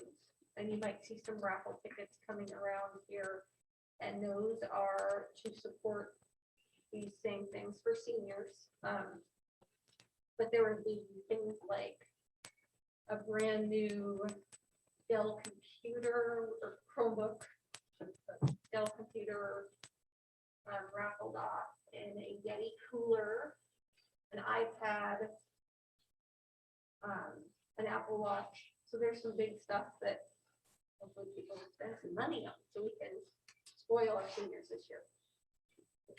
Will that be in the know or on the website? It's We can- in the Brett know, I mean, Mr. Baldwin know. At some point, it probably will. It'll be up. Yeah, It'll be in the high school in the seven of know. us working on The- it right now. Yeah. I just That's have to awesome. sit here, so. Well, I was gonna say on the lighter note, positivity wise, I've also been invited to be a judge for the Mr. and Miss Central Yeah. pageant So that's have still going I. on. So cool. So that's that- good. That's oh, yeah, cool. sweet. Oh, good deal. I'm gonna play the Randy Jackson part. You can play the, who's the other, I've never seen American Idol, but I don't know either. I can't remember her name. I don't know. But You can I'm be- looking you forward can to be that. That's gonna be Simon. fun. Okay. No, yeah, you gotta be the ground. I I'm love gonna be the Simon. happy. All right, one. I'm gonna rein you back in. All right. Yeah. All right. Could I throw just one more thing, a suggestion for Jen, maybe? Jan mentioned that a lot of teachers will probably be going to taking some summer classes to keep their teaching credentials up. Maybe you could put a bug in the TSPC, is that what they call it? Maybe if we have to have a lot of extra summer school teachers to get the kids that are behind caught up, maybe the TSPC could cut these teachers that need these classes a little slack and use this time of teaching as some of their credit. Because even our favorite institution, the IRS, has cut us some slack Give us a month. in this COVID year, The so. IRS cut themselves some slack. Yeah. Right. Yeah. But maybe whoever, maybe the TSPC could cut the teachers that are. Yeah, I know they've done a little bit of working to that, but keep I'll their follow. ticket Yep. up A little slack if they opt to teach an extra summer school class or something. instead, and that way they probably get more professional development out of that than the classes anyway. I didn't say that. On the job training is very good.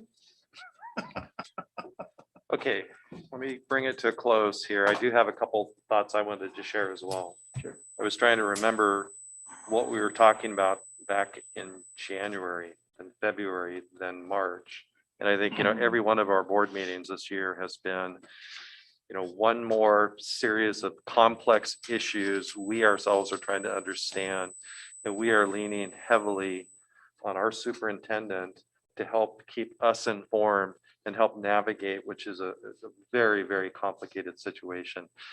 Back in January, I remember writing down some guiding principles that said things like, we're going to do this in partnership with the community, with the staff.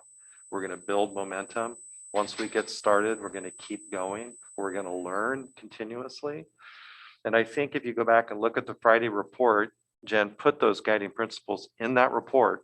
And I think you will find that we are doing those things. It is not perfect. It is easy to what I call Monday morning quarterback and second guess. But you have to understand how much we've been through and what we've already built. And even to get to the conversation we had tonight, do not forget what it was like just in December when all of a sudden the guidelines shifted on us. Or even before spring break, it happened again. So I just want to say thank you to our superintendent for helping to guide the way and taking the arrows for some of the feedback that we're getting now. And we continue to support you. I also want to say a special thank you to our administrators because I think, they haven't been in our meetings. We don't hear from them as directly as we do from the superintendent. I have a little bit more exposure to our high school principal, but I can tell you, they are working their tails off, and they've been doing that since this time last year. They have been going nonstop. And if you're out there, you all are amazing. And I really, really appreciate everything that you've been doing. And to our whole staff as well, thank you for everything that you've been doing and getting us to this point. I think where we just ended up thinking about doing everything possible to get to that point of starting as cleanly as possible in the fall, that is the goal. I don't think there's anybody in the community, anybody here in the room that doesn't want to see that. And the trick is we still don't have this figured out. Who would have known? I didn't realize if you had a kid get COVID at a high school sporting event and you were at 3-foot distances at the high school, you could potentially shut down any number of classes and have to deal with, how do you even then restart that? So that clarification tonight to understand that. And those are real life situations that we're dealing with right now. And very likely we'll have to deal with next year because it will not go to 0. All it takes is 1, and we have to have the processes in place to be able to handle it. So again, I think there's momentum. I think there is some things that we can take, some solace in and some momentum and look forward and keep working towards getting back to, as normal as possible to start to the school year in the fall. So thank you, everybody, for your thoughts tonight and for asking the tough questions. And again, thank you, Superintendent, for guiding us and being willing to answer as many of the tough questions that are coming. And thank you for also hanging in there with your voice tonight. It was painful. I know, I'm It was- sorry. Yeah. Every April. Yeah, it's Yeah. good. Okay, so with that, and thank you for listening, we are